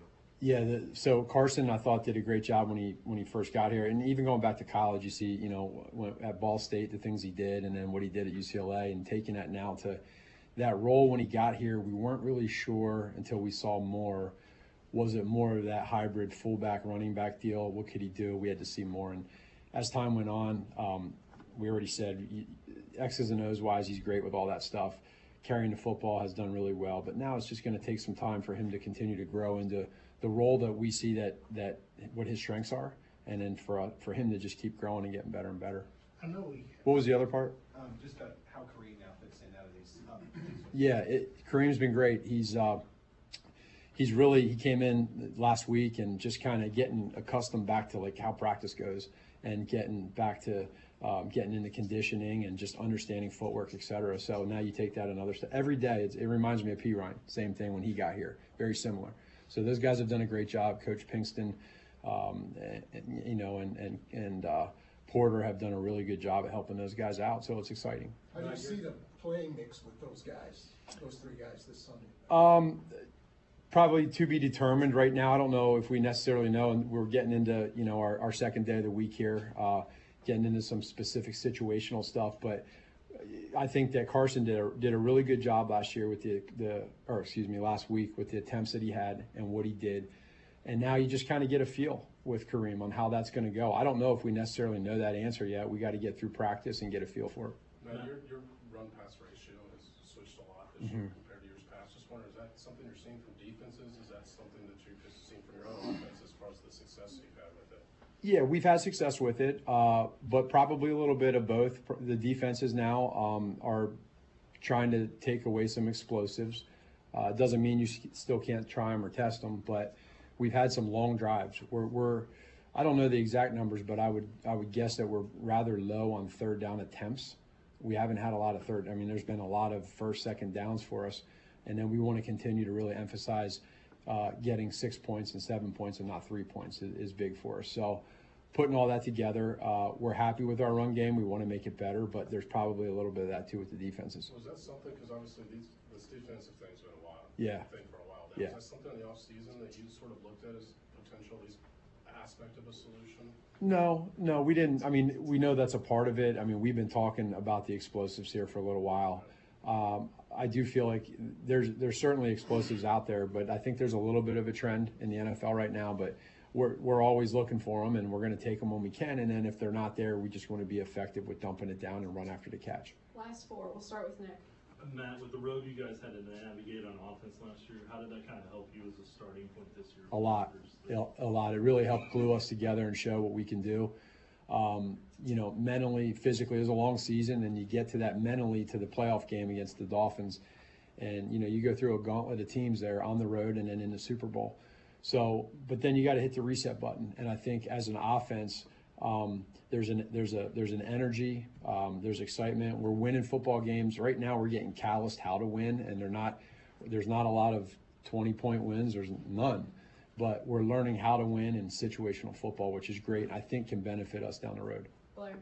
Speaking of referring to something you said a little while ago, getting the sixes instead of the threes. Each of the last two games, you've had first down inside the 5 and couldn't get it in. What's the key to improving there? Yeah, Blair, I think for us is making sure that we look at, okay, what are we doing? What are other teams looking? How are they seeing us? And what are we doing down there? And then schematically make sure we put the players in the best position possible. It's a generic answer, but it's real, And then when we get down there, the execution part is critical.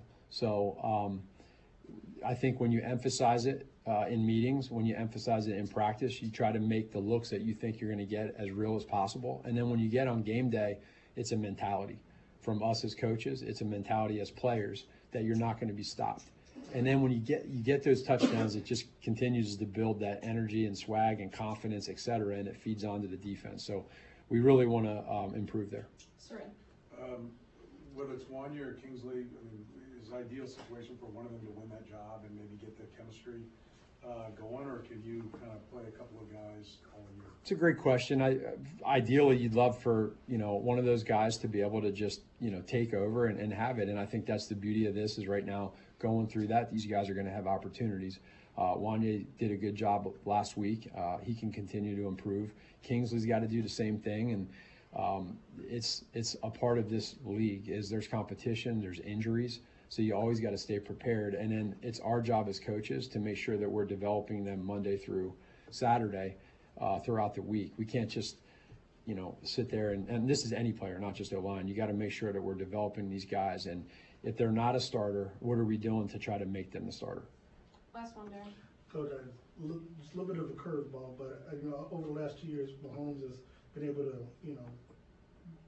dribble the ball around to different receivers.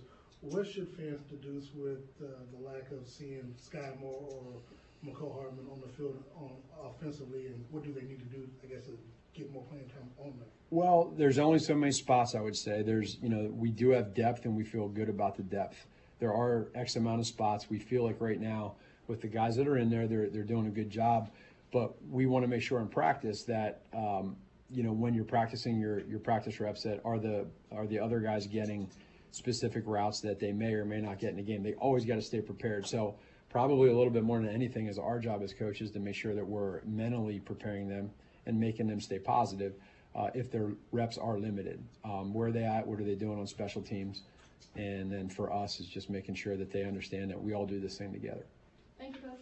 All right. Yep, no problem. All right, there's Matt Nagy. And, we'll see what happens with Wanya and Kingsley throughout the season. And red zone execution is obviously huge for this team. It's been something that we have been talking about for a while. Like, for whatever reason, whether that's obviously the field is now truncated a little bit. There's a little less space to work. Thank you. I appreciate that. A little less space to work within. But as Matt Nagy said, it's execution. Yeah. And I went back and looked at the drive where they had the goal to go after you had Carson Steele carry the ball down to the 2-yard line. Let's see. After you got to the 2-yard line, you had the first play on first down was a play in which Juwan Taylor couldn't get across the face of Grady Jarrett in time, which makes sense. I mean, you're at the goal line and Grady Jarrett's firing off right ahead, and you're pulling Trey Smith, and Trey Smith is leaving. I mean, that's part of when you're running sort of a counter there, and you're pulling Trey Smith at the 2-yard line. Yeah, you need execution, but you're asking Trey Smith to leave Grady Jarrett right in front of him and Juwan Taylor to cross the face of Grady Jarrett before Grady Jarrett gets into the backfield and goes to make the play. Ain't gonna work. That doesn't seem like a really good play call or a great scheme there. So first down was blown up by Grady Jarrett. Second down, Judon was unblocked, and Wanya Morris could not win the block against Onyemata. Onyemata won against Wanya Morris, and Judon went unblocked. So you had two guys over there in that spot. And then on third down was when they tried to run the corn dog motion with Xavier Worthy. Judon was unblocked. He was also an unblocked guy. Second and third down, they were playing off of not blocking Judon. Yeah, leaving their best pass rusher by a pretty wide margin unblocked is a bold choice. So I understand, execution is a big part of it. We got to execute down there. I don't know who that you would be asking as a right tackle on first and goal at the 2-yard line to when the snap goes on to immediately get and cross the face of Grady Jarrett before he beats you and gets leverage. I don't think it's physically, I don't think it's possible. Because it's different if you were going off of Juwan Taylor's backside. Sure. Like if Juwan Taylor's left shoulder was facing Patrick Mahomes, if you know what I mean? Like his right shoulder's facing the end zone, and you're pushing Grady Jarrett that way, and then you're running off his back off the right tackle, right? Yeah. Right tackle into the into the end zone. No, you're running to the left, which is where Juwan Taylor then has to beat Grady Jarrett, who's flowing to his right already, to get in front of him to keep Grady Jarrett from blowing that play up. That execution or not, that's just not smart. It's a bad play call. Yeah, that's just not smart. I'm definitely not saying I know more than Andy Reid. That's no, I think absurd. you do. I think you do. It just depends on what you're talking about. Why don't they? This Mizzou football team, I think you know more than Andy I probably know Reid. than Andy. Music, I probably know more than Andy. Cheeseburgers, he's no, got you covered. He's got me. But on these goal line or even 3rd and 1s or 4th and 1s, why don't they spread it out? Like, when you are just so compact right there, the defense is compact too. Yeah. Why don't you just throw out and have 3 receivers on the outside so then you have to have at least corners out there guarding those guys? Yeah. I don't wouldn't hate it. I don't understand this. I get frustrated. Maybe Kareem Hunt helped solve some issues. Or maybe I'm being silly here. He had 9 touchdowns last year, but... Well, Kareem Hunt couldn't do it. So maybe Kareem Hunt will be able to do it. We'll take a timeout. We'll come back. We'll hear from Chris Jones. It might be a little bit before we hear from Chris Jones. So we'll take a timeout. We'll hear from the All-Pro future Hall of Fame defensive tackle. Listen, listen. More so next.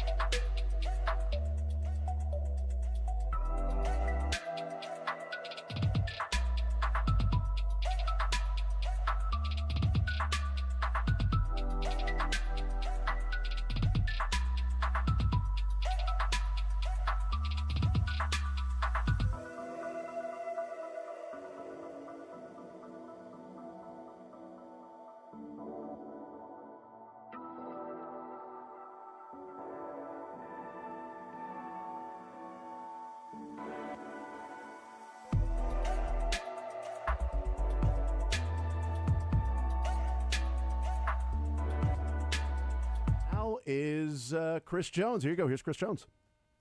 Physical, nice running game. Heck of a running back, J.K. Dobbins. Quarterback Justin Herbert. We've played him multiple times. We know he has big arms, can make great plays out of the pocket, and they're physical, hard-nosed football team. How proud of you, your defense for the stand and locking down last week's game? What did you see in the title drive? We did it good enough to win. I feel like areas we still can get better. We still got a lot of ways we got to improve, but all of that is good when you have a win under your belt. So still got ways to improve and continue to get better week in and week out. From a teammate's perspective, what can you say about Nick Bolton and what he means to everything you guys do? He's a dog. We try not to bring him off the field. Try to make sure he's playing every play.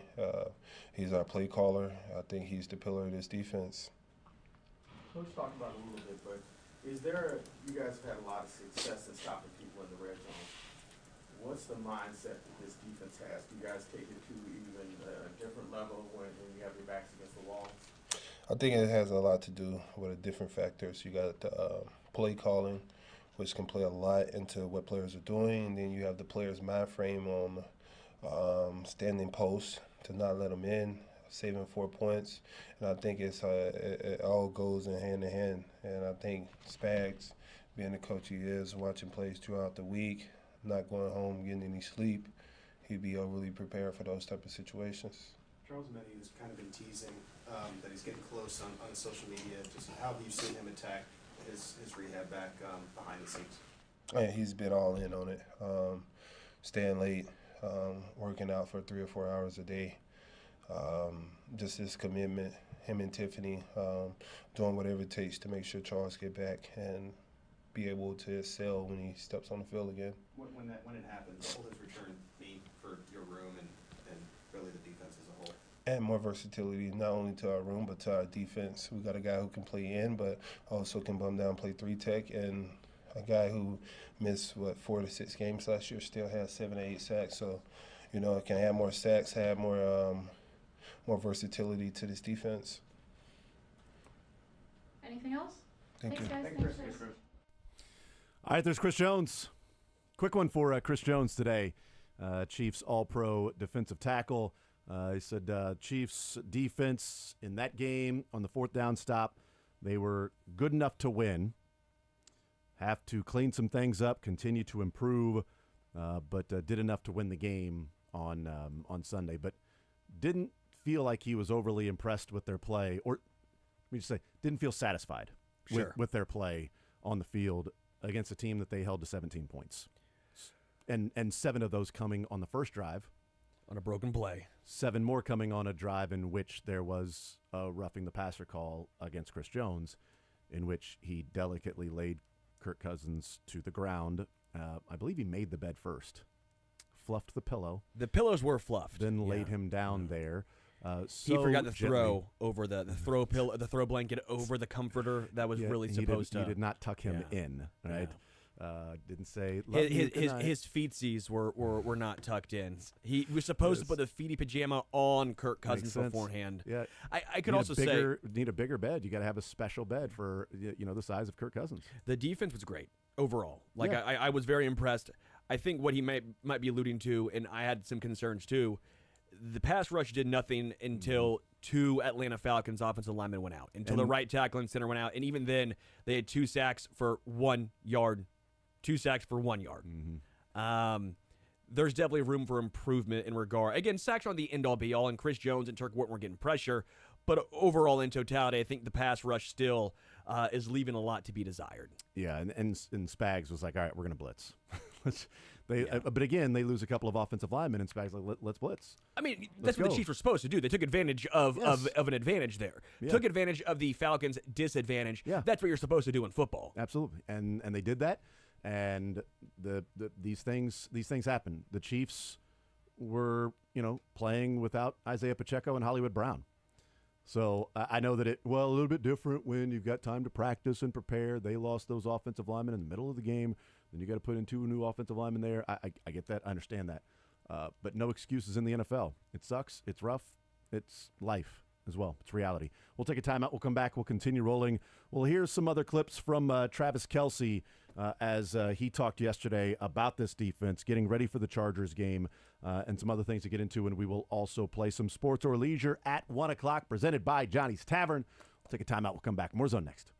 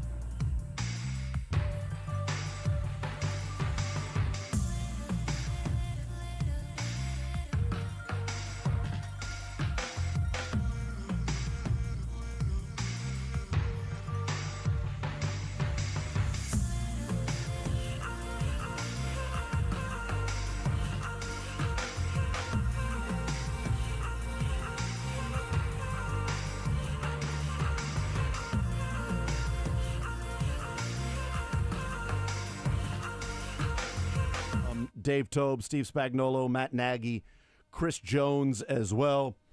And Sports or Leisure coming up in the 1 o'clock hour. 913-912-4810 is the text line. Dave Tobe said something that I thought was interesting. I'm not sure what he meant by it, but he was talking about the field goal distance for kickers these days and how, they're all working on distance. They're all doing strength training. Harrison Butker is doing Olympic, strength training and clings 300 pounds. And he talked about, how successful the field goal kickers are getting. And he said, it's only going to get, more and more that these guys are going to be able to do that. And then he said, don't know if the rules are going to change. And then just continued talking about how good the kickers are. It was an odd thing to just drop in there, as in like, hey, kickers are getting so good with field goals. I don't know if the rules are going to change. What rules would they bring the goalpost in a little closer? Are they going to move back again on the field goal attempt, like the PAT, maybe? Yeah, I mean, maybe that. But like, if the rules, he said, don't know if the rules are going to change with kicking field goals, because it was specifically about like 50-yarders and how good kickers are these days at, how many attempts at 60 yards when that was unheard of. 45 yards back in the day was like, oh, this is a really tough kick. Now it's like, oh, it's 45 yards? Cool, take a knee. Take a knee and we'll settle for the 45-yard field goal because it's money, right? I mean, but I don't know what the rules changing would be. I don't know. So in 2022, point after attempts, 1, 2, 3, 4, 5. There were 5 100% point after attempts in 22. 5. In 23, there were 8, including Kansas City. But there are a lot more that missed than just one. Like Miami missed 1 only. I think Baltimore and Buffalo missed 1 only. But there are a lot. Like Carolina was 85% on point after. The Rams 87, Green Bay 87, Washington 91, Cleveland 91. So it's not like it's a sure thing. I mean, 9 out of 10 seems fair. Yeah. Like, I mean, again, the majority of them in the 95, 96. Maybe they missed 2 for a season, but I think that's fair. I mean, if you move it back even farther. But I don't even mean the PAT. Like, I mean, because he wasn't even talking about point after attempts. He was talking about field goals and how guys are going to continue to get stronger and stronger, and it'll continue this way. And then Teicher was like, "Well, so we're going to see like 60-yarders become?" And David was like, "Well, I don't know. I mean, let's who knows about sort of that." But then just dropping that in, I don't know if the rules are going to change, but. So it stood out to me as something that was kind of just a drop in. Maybe that's him just saying, I don't know, this is going to continue doing this way. Unless they change the rules, I don't know what they would do. But unless they find some way to change the rules. Maybe he's joking about it, like almost like a ha-ha. Yeah, unless they change the rules, it's going to keep going on. Talked about Matt Ariza, that he saved their bacon and didn't throw it away, which is good because he said, James Winchester, he said, I've never seen that from James. The entire time he's been here, I've never seen him snap a ball like that. I don't remember him ever having a bad snap, like literally ever. Not really on a punt. Like honestly, like there have been some times where a field goal, like it's a little too close to the body, and you got to go and grab it and then go and put the spot down. It's like, oh wow, that was a hell of a hold. That was a nice job by whoever the hold was. You see that from time to time. It's not something that you see all the time from Winchester. He's pretty damn good, but the long snap on a punt, I don't know that I remember seeing one that was even close to that, where Ariza had to go up and make the leaping catch like that. Ariza made a better catch on that punt return than Kadarius Toney did on any play as a wide receiver, or that punting. I don't know, the one where he adjusted rearranged his gloves. gloves. Yeah, that's right. So Ariza and Kadarius Toney, one apiece on great leaping catches. Yes. If Ariza would have adjusted his gloves, I don't know if he wears gloves. If he would have adjusted his gloves, though, oh man. The difference being, though, Kadarius Toney caught that and just came down with the football. Ariza had to catch that, then come down with the football, then punt it away, then get a good enough punt away as well, which he did all of those things. It was incredible. Matt Ariza looking like Trevor Ariza out there. Is that right? Yeah. Okay, I like that. But yeah, he was very good there. And Spags talking about Leo Chenal, and that he said the most impressive thing was the Zoom that they did. And he was like, look, we were talking to this guy, and we come away from that Zoom and say, I would love to have that guy. And but he said wasn't sure he's going to be doing the things that he's doing right now. Thought he could set the edge, play the under. Tape shows that he was physical, but the way that he just saw football And now, and credit to Leo Chanel for developing into that guy that, hey, this guy can set the edge, this guy can play under as a linebacker, but what else is he going to be able to do? And now we're seeing that he's able to do a number of different things. He stalked and shadowed Lamar Jackson. I wouldn't have thought Leo Chanel was going to be the guy that would be shadowing Lamar Jackson just because of his side-to-side lateral movement. Not all that impressive, but he did a hell of a job there. And certainly we know he can set the edge, and we know he's strong as an ox. He was something like Wisconsin. Well, we know he'd be good against the run because Wisconsin. That's right. That's right. Spags talked about Shamari Connor and what he's done. Let's play Travis Kelce here. He weighed in and he was talking about the defense overall for the Chiefs, but starts off talking about how good Shamari Connor's been. Steve Spagnuolo, the defensive line overall, Nick Bolton's play on 4th and 1. Travis Kelce gets into all of this in this clip here about the Chiefs defense. Shamari's playing his ass off right now. It wasn't just the pick here. He's making plays left and right. And really our entire defense is lights out. I mean, outside of maybe like the first drive or the first quarter, they were lights out, man. And I can't say enough about what Spags is doing with these guys. He's just putting them in such a position to have success and just to have fun and play free and fly around. I mean, it's a nod to everybody on that defense to like own up to like their piece of the puzzle.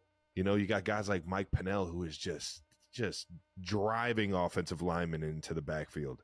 Leo Chanel just driving guys off the ball and just making sure that they play their gaps so hard that the running back and the linebackers just have these lanes to shoot. And no more prevalent than this huge 4th down when Nick Bolton came flying through a gap untouched to get Bijan Robinson right here. And that really secured the win for us. I mean, it's awesome when you see the defensive side just making these huge plays, man, because it really does make you feel unstoppable when you're putting up points, man. Bolton, man, he's playing huge for us. Everybody, he kind of went down there for a quick second, got himself back in the football game and made the biggest play for us, man. And just a ball play. He just wants to win, man. I love that dude. He's just a ball player. He's a football player. That guy's just a football player. I tell you what, Dylan, he's just a radio producer, man. That guy is a damned producer. Let me tell you, if I'm going to tell you one thing about Dylan, that guy is just a technical producer. Still my 1 of 11 here. That's exactly all I need to do. That guy is a broadcaster. That guy, I tell you what, man, if I know anything about him, that guy is a broadcaster. It's a marketer right there. Ball players make ball plays. That's exactly I even have right. it actually on a coffee mug. You should. I got a custom one. It literally says ball players make ball plays. Good for you. And don't forget it. Ball player. And Nick Bolton is a ball player. Yeah. A lot of love, as there should be. Steve Spagnuolo talking about it, Chris Jones talking about it, and Travis Kelce, they're talking about Shamari Connor. Like Shamari Connor, man, he's all around the football. And he has been. Last 2 weeks, he's been around the football. He was there to scoop and score against the Bengals, and he was there to intercept the football that Turk got a hand on, right? It was Turk Wharton that batted that ball in the air. Yeah. And, Connor gets the interception, and then aware enough to, I'm going down, let me just drop it back here to Jalen Watson. They picked up another 11 yards. I love that. It's great, man. Play ball. Of any team, the Chiefs do that. Yeah, Trent McDuffie did that to Mike Edwards did that to Brian Cook. I always think the risk is worth the reward because you're not throwing it. You're literally handing it off. Yeah. I've never understood why more teams don't do it. It seems like a KC special. I don't know if the coaching staff promotes it. Yeah. I don't know if other NFL teams discourage it. I don't know what it is, but be smart about it. You know what I mean? Like there's nobody else around you. You've got the football in your hands. There's somebody right next to you. The guy is not grabbing your arms and trying to tackle you. You're not tossing it to him while your hands are like alligator or T-Rex arms. You got because the guy's holding your biceps or whatever, and you got to just toss it to him. No, your hands are free. The guy's down around your waist. You've got a teammate right there. Hand him the ball. And it's another NFL athlete. You're not throwing it to an accountant. Like I don't. But that guy's just an accountant. Man. I mean, he's got good hands. That guy's I'm counting on him to make that play. Oh, see, that was that's mine. You can't do that. Don't step on my toes. That was a good one, though. I liked it. What am I, dad joke? You're not even dad yet. No. All right? You're not a dad. Shoot. That guy, he's just an accountant, man. That guy's just an accountant. He is, I mean, that's the way I would describe him. I was calculated on him to catch that ball. That guy, man, that guy is a husband. That guy is, I tell you what. Hey, I will be in 9 days. 9 days. 8 days. You still got time. 8 days, 9 days. Yeah, 9 days. 9 days away. Less than 10. You still got time to enjoy the single life, man. You're single, right? Still? Is that how that works? Eligible bachelor. Mm-hmm. No, thank you. That's right. That's right. Still single right now. Not married. I don't see a ring on that finger.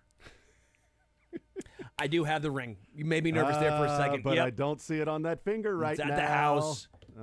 There you go. It's at the house. All right, we'll take a timeout. We'll come back. We'll continue rolling. We'll hear Travis Kelce weigh in on the Chargers game coming up this weekend. We got some sports or leisure coming up at 1 o'clock. More Zone next. Leisure.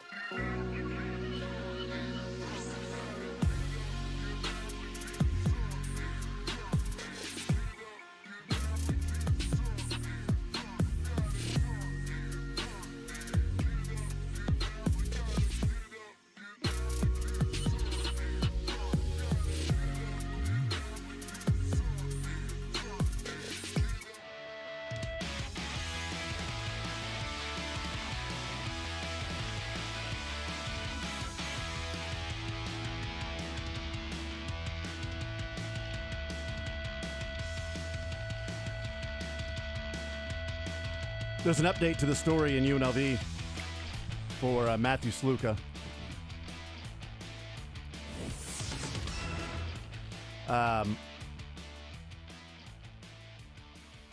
The fourth-string running back has also decided he will sit out the rest of the year and redshirt because of NIL or opportunities that were not met by UNLV, apparently that were promised to the fourth-string running back. Did you hear what he said, though? It was not NIL money related. It was like he was playing time? Playing time. Yeah, well. So, you know what that's called?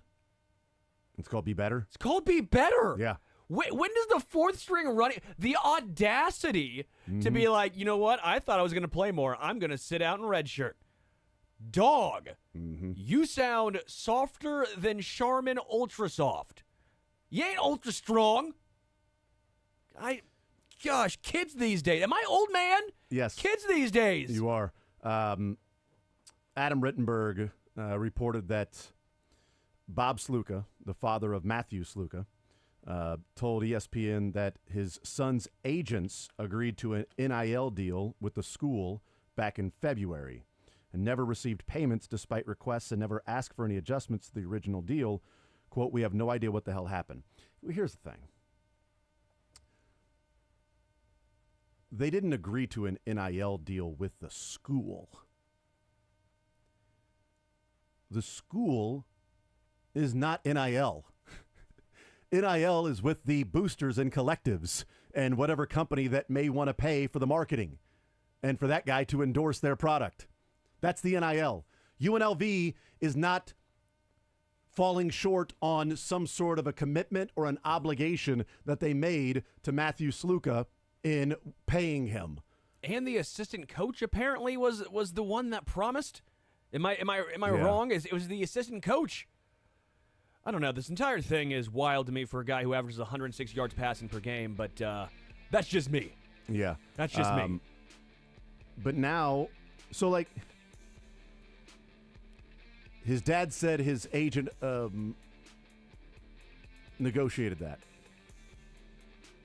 But also, we found out, or at least one of the reports was that he didn't have an agent or representative back then. And it was word of mouth. It was, he was told, he was promised that he would get this money. Well, okay, so if you had an agent, if you did have an agent back then, and they just agreed to the deal and didn't get anything in writing, then that agent should be fired and you wouldn't still have that agent. Yeah. Interesting. Is that cod? Because something's fishy.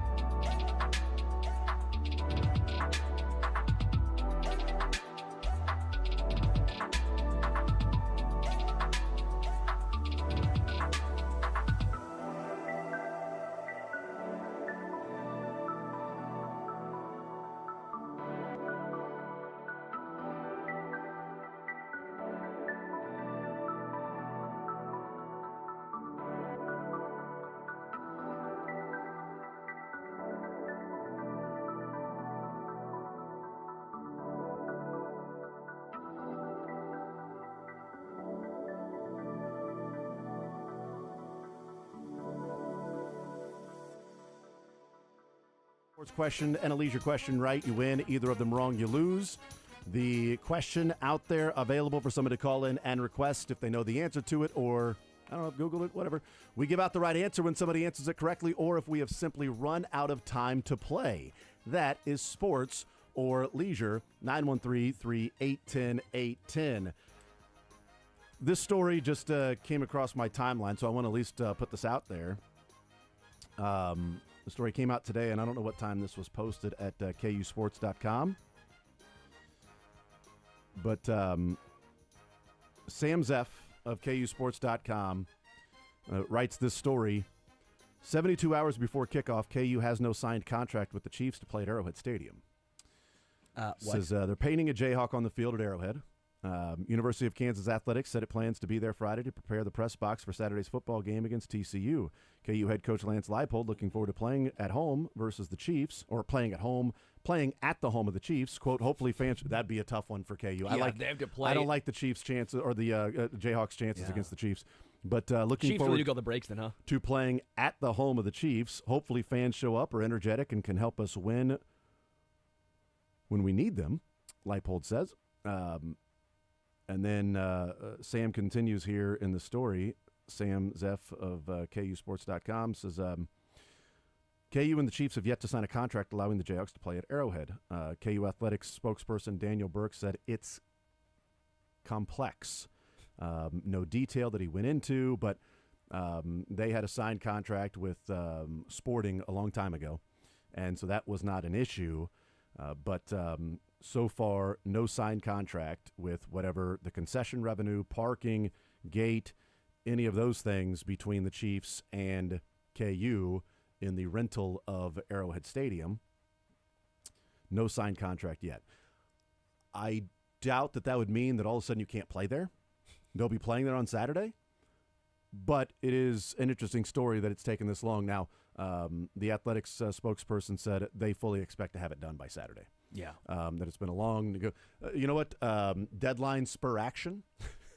And if, for instance, they couldn't play at Arrowhead if it wasn't done, then I'm going to guess it'll be done. Yeah. By Saturday. It's just whichever side is playing hardball right now. Whichever side is playing the tougher, hardline stance of what they will get and what percentage they'll get of the gate, the parking, the concessions, everything else. So, and I thought I like to procrastinate. Yeah, you do. But they, I don't know that this is procrastination or it's just neither side would budge on certain details, which, again, the KU Athletic spokesperson did not get into details. But Sam Zeff with that story, KUSports.com, from the Freedom of Information requests throughout the year. That continues to be no signed contract, no signed contract, no signed contract. And now, hey, 72 hours away, KU replies and says, yeah, we still do not have a signed contract for this particular game or any of the games there at Arrowhead Stadium. 72 hours away. Could be worse. Your starting quarterback could quit on your team a few days before you started playing. That's a UNLV. He didn't have a signed contract either. So I guess both of them. There you go. Does KU transfer to another stadium before Saturday, right before the game against do they decide that they're going to redshirt this game and transfer somewhere else because they don't have a signed contract and what they were promised? I don't know. 913-381-0810, sports or leisure. Let's get into the categories here for sports or leisure. On the sports side, we have NFL on the sports side. A few just general NFL questions. We have Chiefs and Chargers. These are players that played for both the Chiefs and the Chargers in their career. So playing for both the Chiefs and the Chargers. We also have TaylorMade. This last week was the 1-year anniversary of Taylor Swift showing up to the Bears game. So we have a category TaylorMade. These are questions involving somebody with the name of Taylor in sports. So TaylorMade, Chiefs and Chargers, and general NFL. What about leisure, Sterling? We have riddles. Yay, riddles. Riddle me this. We have sports nicknames that became a big hit last Thursday. Yeah, it did. Sports nicknames, so I came up with some more. Yeah, the Big Hurt would be Frank Thomas. Yeah. God, I hope you didn't use the Big Hurt. I did not use the Big Hurt because that's too obvious. Apparently the Big Piece, though, was too hard for Jason. I didn't know the Big Piece. I had no idea. And then a new one, NFL mascots.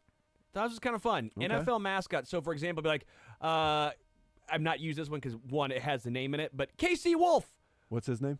Who's KC Wolf a mascot of? Well, it's the Chiefs. So it's easy. Casey but Kasem. You got to think about it. Okay, so mascots, riddles, nicknames. Okay, there we go. And we've got General NFL, Chiefs and Chargers, and Tailor Made. 913-3-810-810. I'm ready to go. Sterling, you ready to go? Let's go, baby. Dylan, what say you? All right. Very good. Been a rough day, I guess. So press conferences, planning breaks, etc., dealing with Sterling. There's a lot of stuff going on. Dylan, I love you. I care about you. I feel like you're pandering there a little bit. A little bit. Yeah. It's fine. Nobody cares. That's right. That actually is true. Let's get this thing started with Charles. Charles leads us off here on Sports or Leisure. $25 to Johnny's Tavern, premier sports bar in Kansas City. Charles, Sports or Leisure, what side would you like to start with, sir? Sports, please. Let's do Chiefs and Chargers. All right, Chiefs and Chargers for you. Fan favorite, drafted out of UCLA, this ultra-productive linebacker, often overlooked for accolades until he got to San Diego, where he started making Pro Bowls. He did end his career back in Kansas City.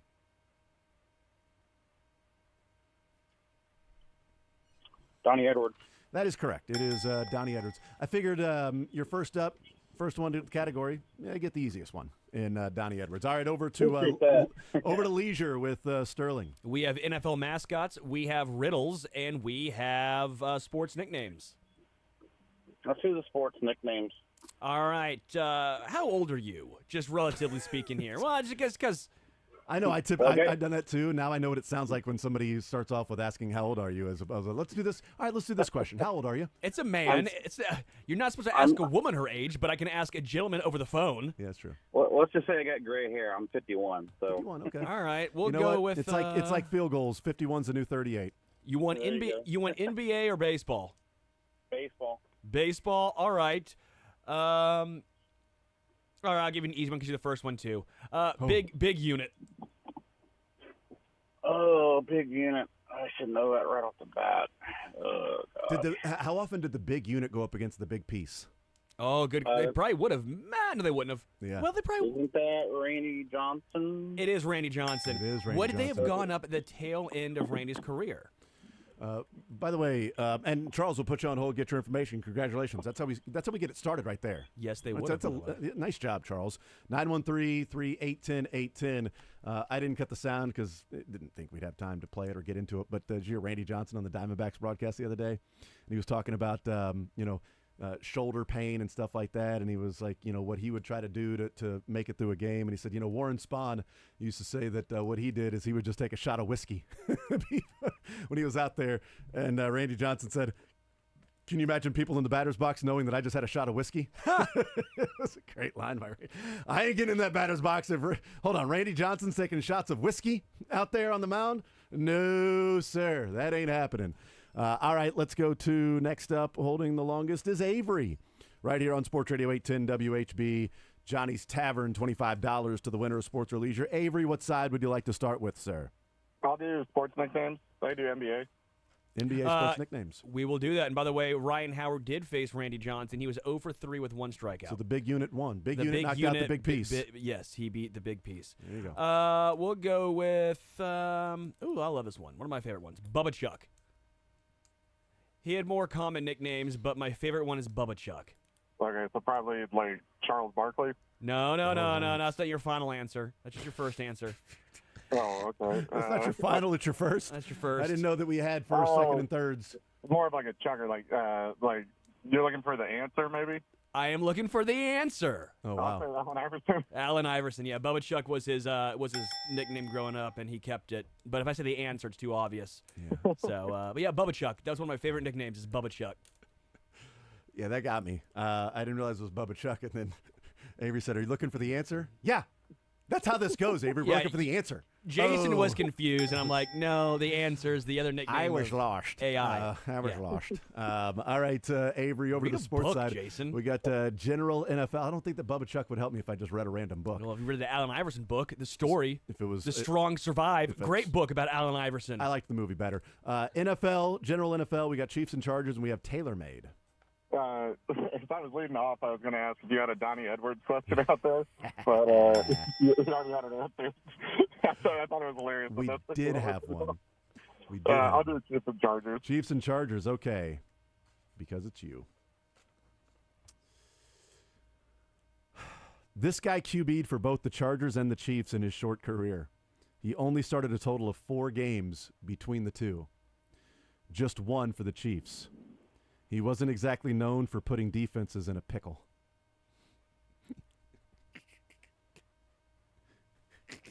Baby Gherkins. No. John Kosher. Some sort of pickle pun name? Cucumber. His name is not pickle pun name. No. so- I was giving him a Yes, the I correct guess of a hint. That is correct.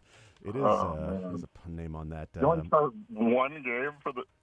Yeah, but he did play for both teams, though. You know, that's this category. They played for both the Chiefs and the Chargers. That is correct. Started 3 for the Chargers, and 1 for the Chiefs and 1 for the Chargers. Started a game for both teams. I mean, that's pretty legit. So starting quarterback in the NFL? Pff, you're a rare breed, man. Start a game? Well, you can't win every week, so I'll just say it was Roger Cucumber. Roger Cucumber actually never played for the Chargers. He signed with them, but he was cut. Practice squad only. Cut in training camp. PSL. Cut in training camp, Roger Cucumber. Avery, thank you for playing, man. I We appreciate got it, brother. Avery? Wow. Savor the flavor, guys, because it ain't happening again, okay? You got me. You won on this one, If I'd all have right? known it was Avery, I might not have given him the Charles Barkley and said, eh. Well, I did say Avery, you're next up, so. Yeah, I know, but I tuned you out for a second there. That makes sense. Tuned That's you out. typically the best way to listen to the show. Let's go to Dominic next up on Sports Radio 810 WHB. Dominic, sports or leisure? What side do you want to start with, bud? What up, fellas? Let me do the Chargers Chiefs players. All right, Chiefs and Chargers for you. All right. Chase Daniels. I didn't go Chance McDanielson. I did. He's not one of these questions. I'll give him Chase Daniels. I thought that might have been too it's easy. true, though. I know. I thought that might have been too easy. Well, one. Chase Daniel. There's no S. Chance McDanielson. We would have accepted that too. All right. This guy was a hell of a player for the Chargers, Bengals, and Eagles. I mean, wait. I thought I could pick a player. No. I asked the question. You gotta, because if you pick a player, then you know they played for both the Chargers and the Chiefs.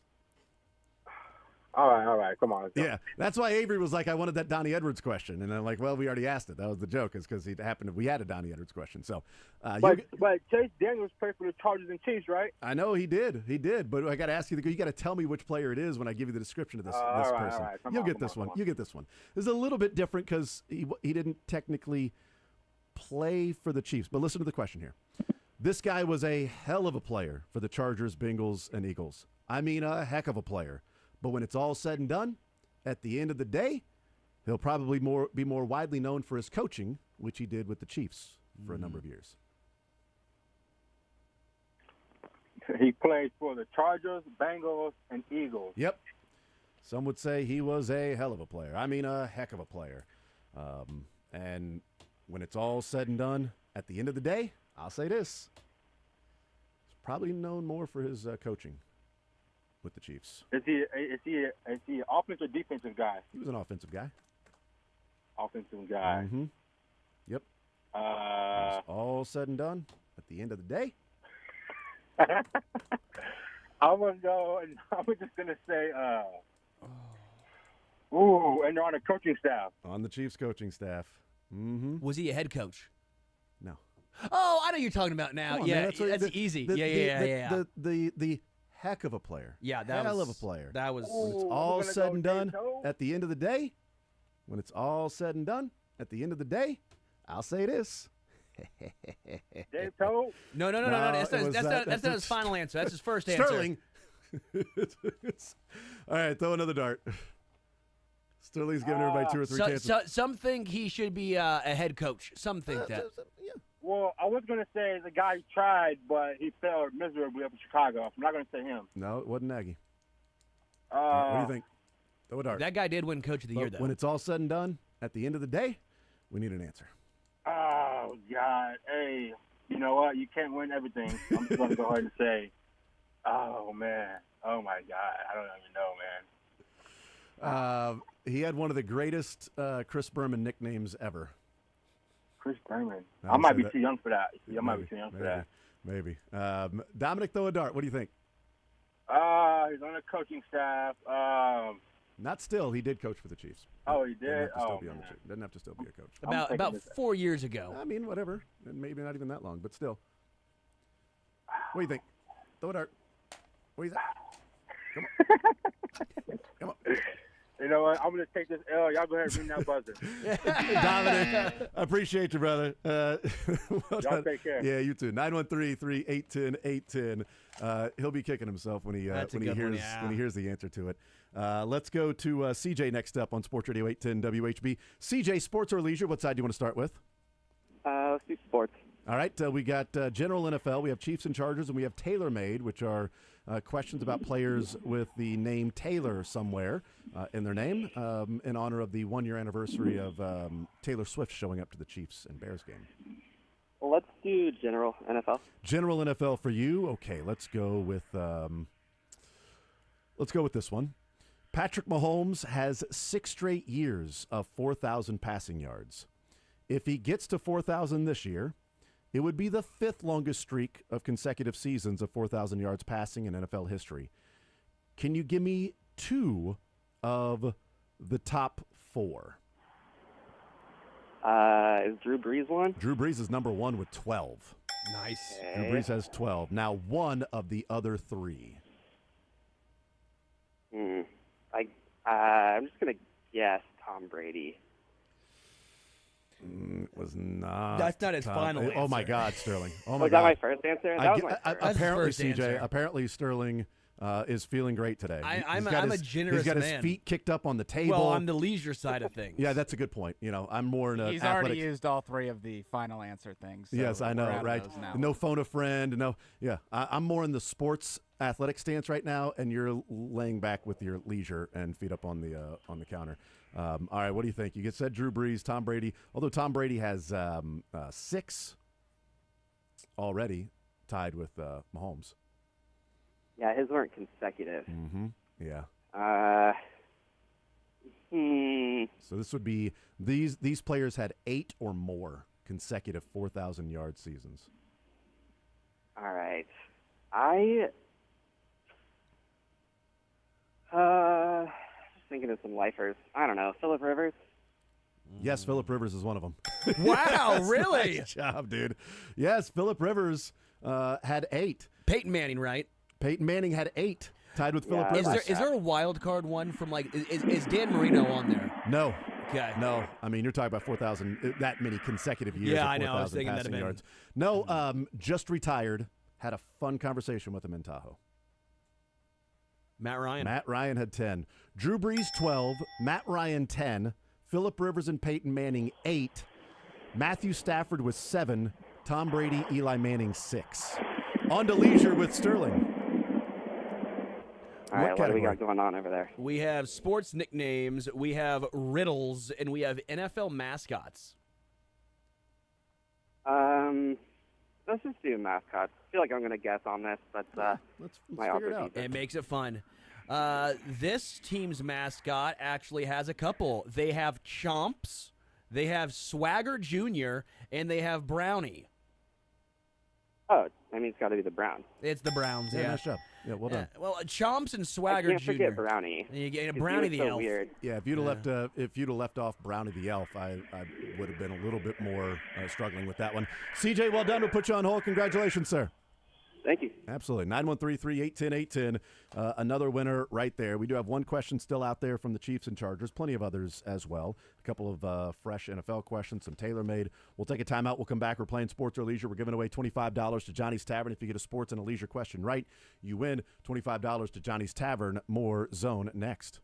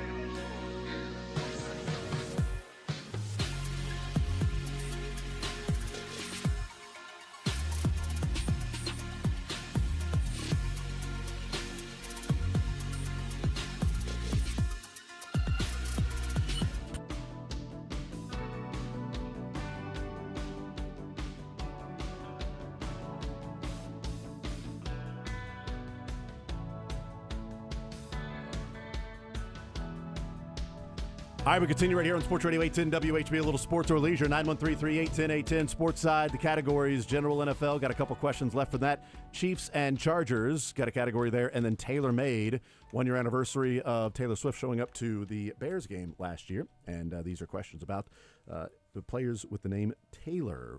Well, what about leisure, Sterling? Go ahead and reset the categories. We have riddles, we have sports nicknames, and we have NFL mascots. All right, there we go. 913-381-810 to the phone lines we go, and we bring in Tim to the show. $25 to Johnny's Tavern we're giving away, getting a sports question and a leisure question, right? Tim, what side do you want to start with, sports side or the leisure side? Let's do the sports, the Chiefs and Chargers, please. All right, we got a question out there already. Do you want that one or do you want a fresh one? Oh, the one about the who is also the coach. Yeah, that one's out there, but we have plenty of, and we also have the one about the quarterback too, but other fresh I'll one. skip those two and take a fresh one. Very good. Let's go with this one. This player will always be remembered as a Chief, one of the more exciting playmakers on special teams with some memorable plays, oddly enough, against the Chargers. Many may not remember his 7 games with the Chargers after being out of the NFL for 3 years. You could be trafficking in gift cards to Johnny's if you get this right. Ooh, this is not the one I was expecting. I was hoping for a more legalistic kind of question, but you know where I'm going there. But not that one. Doggone. That's, I mean, it's close there, but yeah. one's So on the list, I bet. special teams playmaker. And a huge play against the Chargers back in the day, oddly enough, in special Was teams. it like back in the day, like more than 15 years? Like 90s. Vermeil-ish, or even 90s. 90s is when that happened. And he was out of the NFL for 3 years for a particular reason, and then played 7 games with the Chargers when he returned. I'm telling you, you could be trafficking in gift cards to Johnny's if you get this right. Oh, you're a trickster. That's right. That's right. You are a trickster. Yeah. Dang, try to make it too easy, and I make it too hard. Yep. Could be. Yeah, I was thinking a certain guy, too, when you said special teamer, and I go, I don't think he played for the Chargers, and he didn't. He went to St. Louis afterwards. Yeah. This guy was out of the NFL for 3 years for a reason. And that has to do with that final sentence. He and another buddy. There you go. What was that last part? I just said he and another buddy were doing the same thing. That buddy has nothing to do with the name. Yeah, no, Yes. Unless his buddy was Bam Bam, then of course that would have to do with the name. Oh my goodness. Anyway,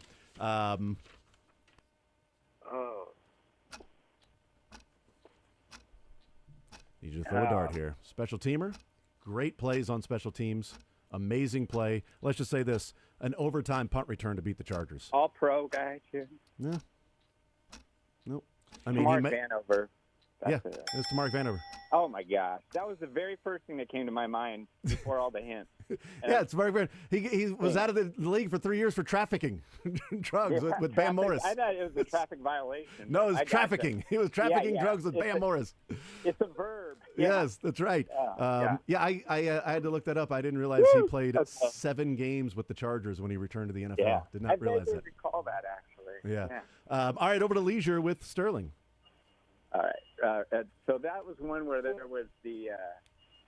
Now I'm so shocked I got that first one right. There you go. We have remind me of riddles. the categories. I don't think I do riddles. I'm bad at that, as you could already tell. So riddles, mascots, and sports nicknames. Let's do the sports nickname. All right. Do you want NBA or baseball? Ooh.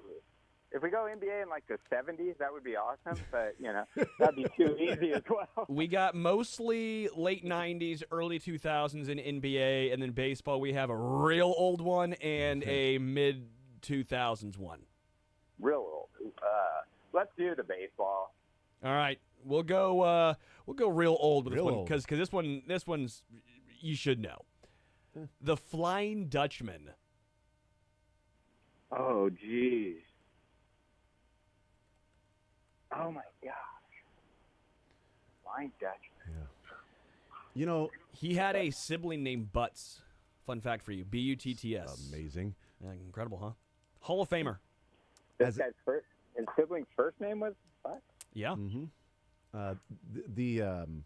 And he, growing up, not having the internet when I was younger, Sterling, you don't know what that's like, but not having the internet when I was younger, you can't really learn a lot about different people unless, you get like sports encyclopedias or something like that, but I wasn't going to read those things. But we collected cards all the time, and the only reason I knew of this guy was because of card collecting.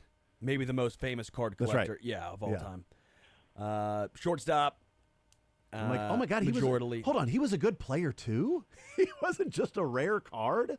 Unbelievable. A wins above replacement of 131 for his career. He was able to fly? Wow. Hold on, he was Dutch? He was. I'm in the old Dutch section at Costco too. Believe it or not. Wow, yeah. That's his sign. I hope. He is Dutch, and we're looking for. Okay. Shoot. See, I thought it went the other way around, just as a caveat. He might have been a pirate, but he did not wear an eye patch. Oh my gosh. Oh. Might have been a pirate. It's the card to me that would be the dead giveaway. Oh. All right, you're gonna answer now. What do you say, Tim? The Flying Dutchman. He flew. He was Dutch, and a man. Van something or other.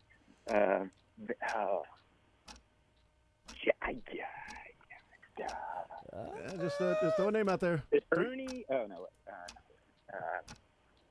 But it's not Bert either. What do you think? Not Need a name. 3, 2, 1, go. Willie Sargent. That was not Willie. Tim, right team. Tim, thank you for playing, man. I appreciate it, brother. Yes, thanks, Pirates, guys. man. Absolutely. Have a great one. Yeah, you too. 913-381-810 is the phone number. That question out there for Sterling. If you call in and want to request that one. Ryan next up on Sports Radio 810 WHB. Ryan, sports or leisure, what side would you like to start with? Let's go with the last question, Flying Dutchman. Yes. Who is it? Honus Wagner. It is Honus Nice job. Wagner. Nice job. Yeah, I was like, oh my God, that was a good player too. When the internet came out and stuff like that. Yeah, one of the best of all time. How about that? Apparently, I just thought it was like a really rare baseball card. That was cool. On to the sports side, we have general NFL, we have Chiefs and Chargers, and we have TaylorMade. I'll take the quarterback. Chiefs Chargers. Okay, very good. Yeah, this guy QB'd for both the Chargers and the Chiefs in his short career. Only started a total of 4 games between the two teams, just 1 for the Chiefs. He wasn't exactly known for putting defenses in a pickle. Mark Vlasic. Mark Vlasic is correct. Well done. Nice job. It was not Roger Cucumber, but Mark Vlasic. On to leisure. No, he got it. That's right. You got Honus Wagner. That's right. On to Johnny's. That's what's going on there. Ryan, well done. Congratulations, sir. I'll put you on hold, get your information. Thank you very much. Absolutely. There you go. $25 at Johnny's Tavern, heading Ryan's way. Ryan's World. Ryan's way. He's heading to Johnny's. 913. He got leisure so fast that I forgot that he had even got leisure. Let's go to Andrew next up on Sports Radio 810 WHB. Andrew, sports or leisure? What side would you like to start with, sir? Let's do sports. All right. And Chargers. Yep. We got one out there already, or we have some fresh ones? I'll take the one that's out there. Okay, very good. I got to ask the question again because this is a very difficult one. This guy was a hell of a player for the Chargers, Bengals, and Eagles. I mean, a heck of a player. But when it's all said and done, at the end of the day, I'll say this, he'll probably be more widely known for his coaching with the Chiefs. Eric Bieniemy. It is Eric Bieniemy. Well done. I love it. Eric Bieniemy, and the Chris Berman nickname of Eric Sleeping with Bieniemy. One of the greatest nicknames ever. On to leisure with Sterling. We have sports nicknames, we have riddles, and we have NFL mascots. Let's do nicknames. All right, nicknames. It is NBA basketball. Okay, we'll go with the Rain Man. Who was the Rain Man? Philip Seymour Hoffman. Close. Beat me to it, man. I couldn't get to the mic fast enough. He's starring in a remake of Jesus Christ Superstar. Yeah, I was going to say that. Judas. Judas. You don't have a solo. It's a great musical, but I love Jesus Christ Superstar. Great music. Oh, it's really good. Yeah. Should know this. The Rain Man. Played late 90s. Yeah. May have named one of his 11 kids after his nickname. He could have. I have no idea if he did that, but he could have. He had lots of names to choose from. 11 kids. It was Sean Kemp. Nails. Oh, that's great. There you go. Well done. And Antonio Cromartie. Yes, I know. I was saying Cromartie didn't play in the NBA. It was one of the two. You had three guys: Philip Rivers, Antonio Cromartie, or Sean Kemp. That's right, Philip Rivers. He actually named one of his kids Rain Man too. It was weird. He ran into names. Yeah, but that was just after the movie, though. He thought it would be funny. All right, Andrew, we'll put you on hold. Get your information. Congratulations, sir. Thank you. There you go. $25 to Johnny's Tavern. The best hint was all the kids. It's like he said kids. He goes, "Oh yeah, Sean Kemp." Oh, you mean Sean Kemp? Yeah, yes, we do actually. Let's go to Kyle next up on Sports Radio 810 WHB. Kyle, Sports or Leisure. What side would you like to start with, sir? Hey, good afternoon, guys. Let's try the mascots. All right, NFL mascots. We'll go with Sourdough Sam. Who is Sourdough Sam? I know this because I like to eat. That's the 49ers guy. That is the 49ers guy. Just because you like to eat, not Just because you like to eat. No idea if it's the only reason. I like to eat, and that I'm guy's hungry, sourdough. and I just think of Sourdough Sam, man. Yeah. There you go, Sourdough Sam. On to the sports side, we have a couple of general NFL questions. We have Chiefs and Chargers and TaylorMade. Let's do Chiefs and Chargers, please. All right, Chiefs and Chargers for you. Drafted in the second round out of Ole Miss, this versatile player lined up in the backfield at receiver and also returned kicks. He ended his career with the Chargers. Chiefs fans may remember him catching a Hail Mary from Tyler Palko or for ripping through his cleat during practice, and that becoming a big story that week. Oh, yeah, that's Dex. That's Dexter. Oh, McCluster. yeah. Dexter McCluster. I remember that. Like, he's so fast and quick. He ripped through his cleat. This guy's going to be unreal. That's going to be amazing. Yeah. I just don't remember the Chargers at all. I just don't remember that. That's what I said. Like, I remember Tennessee, actually. Yeah, but some of these guys, you just never know. That is winner, right? Yeah, you got he likes to eat, and he's going to go to Johnny's to do that. Kyle, put you on hold. Congratulations, sir. Well done. Thanks, guys. Absolutely. $25 to Johnny's Tavern, Kyle's Way. That's all pro Dexter McCluster to you. Okay, all pro as a returner. Yeah. As a returner. Jalen Ramsey does not respect that. Let's go to Sean next up on Sports Radio 810 WHB. Sean, Sports or Leisure, what side would you like to start with? Let's do Leisure. All right, mascots, riddles, or sports nicknames? Let's switch it up. I usually do riddles, but let's try the mascots today. All right, we'll go to mascots. We'll do, this one makes me laugh, Steely McBeam. Who is the mascot? What team is Steely McBeam? I think that's like in the name, right? The Steelers. That is the Steelers. Yes, that's That's right. my maybe my favorite name, Steely Yeah, McBeam. these, Steel Beams. I mean, they were that's not right. very creative in Pittsburgh. Not a lot of creative ones there. On to sports side, we have one general NFL question left. We have some Chiefs and Chargers and TaylorMade. Has anybody done the TaylorMade today? Not yet. Nope. Not yet. Let's go ahead and do that. All right. TaylorMade. These are questions about players with the name of Taylor, either first name or last name, with the anniversary of Taylor Swift showing up at the Bears game last year, and then all the games since then. But you know you're special when you only need to go by your initials. He can go by GOAT, GOAT, at his position at getting after a quarterback.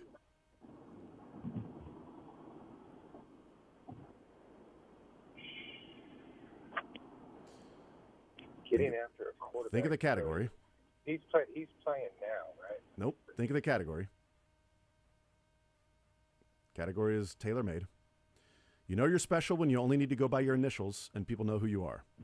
He could go by GOAT at his position at getting after the linebacker or getting after the quarterback. Sorry. I mean, sort of a Freudian slip there. What do you say? So he's not a current player. No, he's not. Category is TaylorMade. It means Taylor's in the name. I mean, the only person I could really think about maybe would be Jonathan Taylor, maybe? That is incorrect, Sean. Sorry about that. 913-318-10 is the phone number. I'm telling you that, but we don't have more time to play anyway. We're giving away $25 to Johnny's Tavern. We've done that. We'll take a timeout. Actually, since we're done, we'll take a timeout, wrap up the show. I'll just tell you that the name of that one would be Lawrence Taylor. Lawrence Taylor. Lawrence Taylor. Would you have Lawrence also Taylor. accepted Jason Taylor? No. More zone next.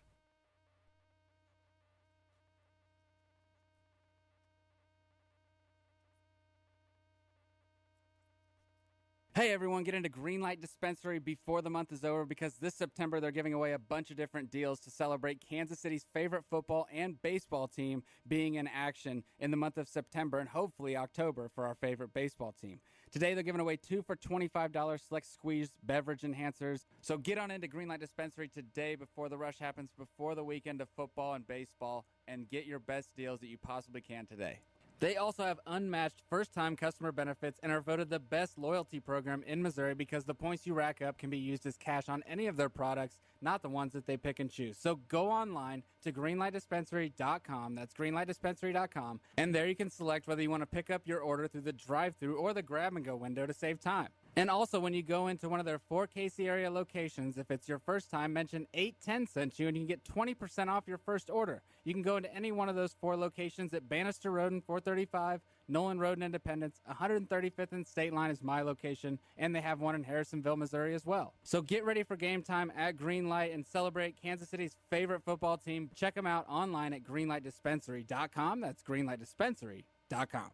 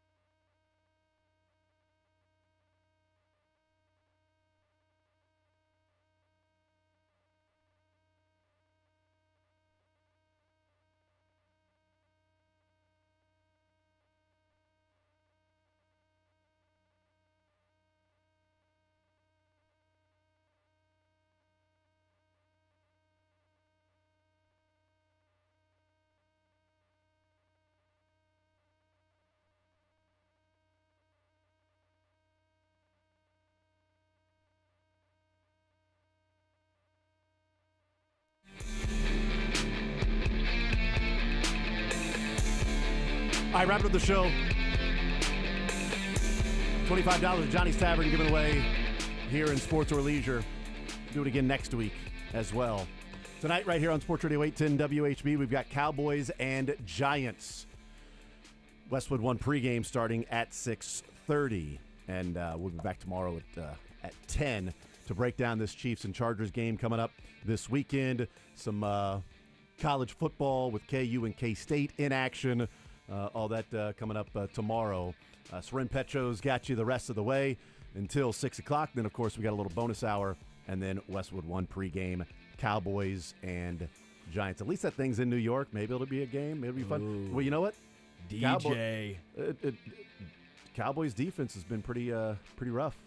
Maybe Daniel Jones. Oh, look on the floor. It's a Danny Dime. Oh, my God.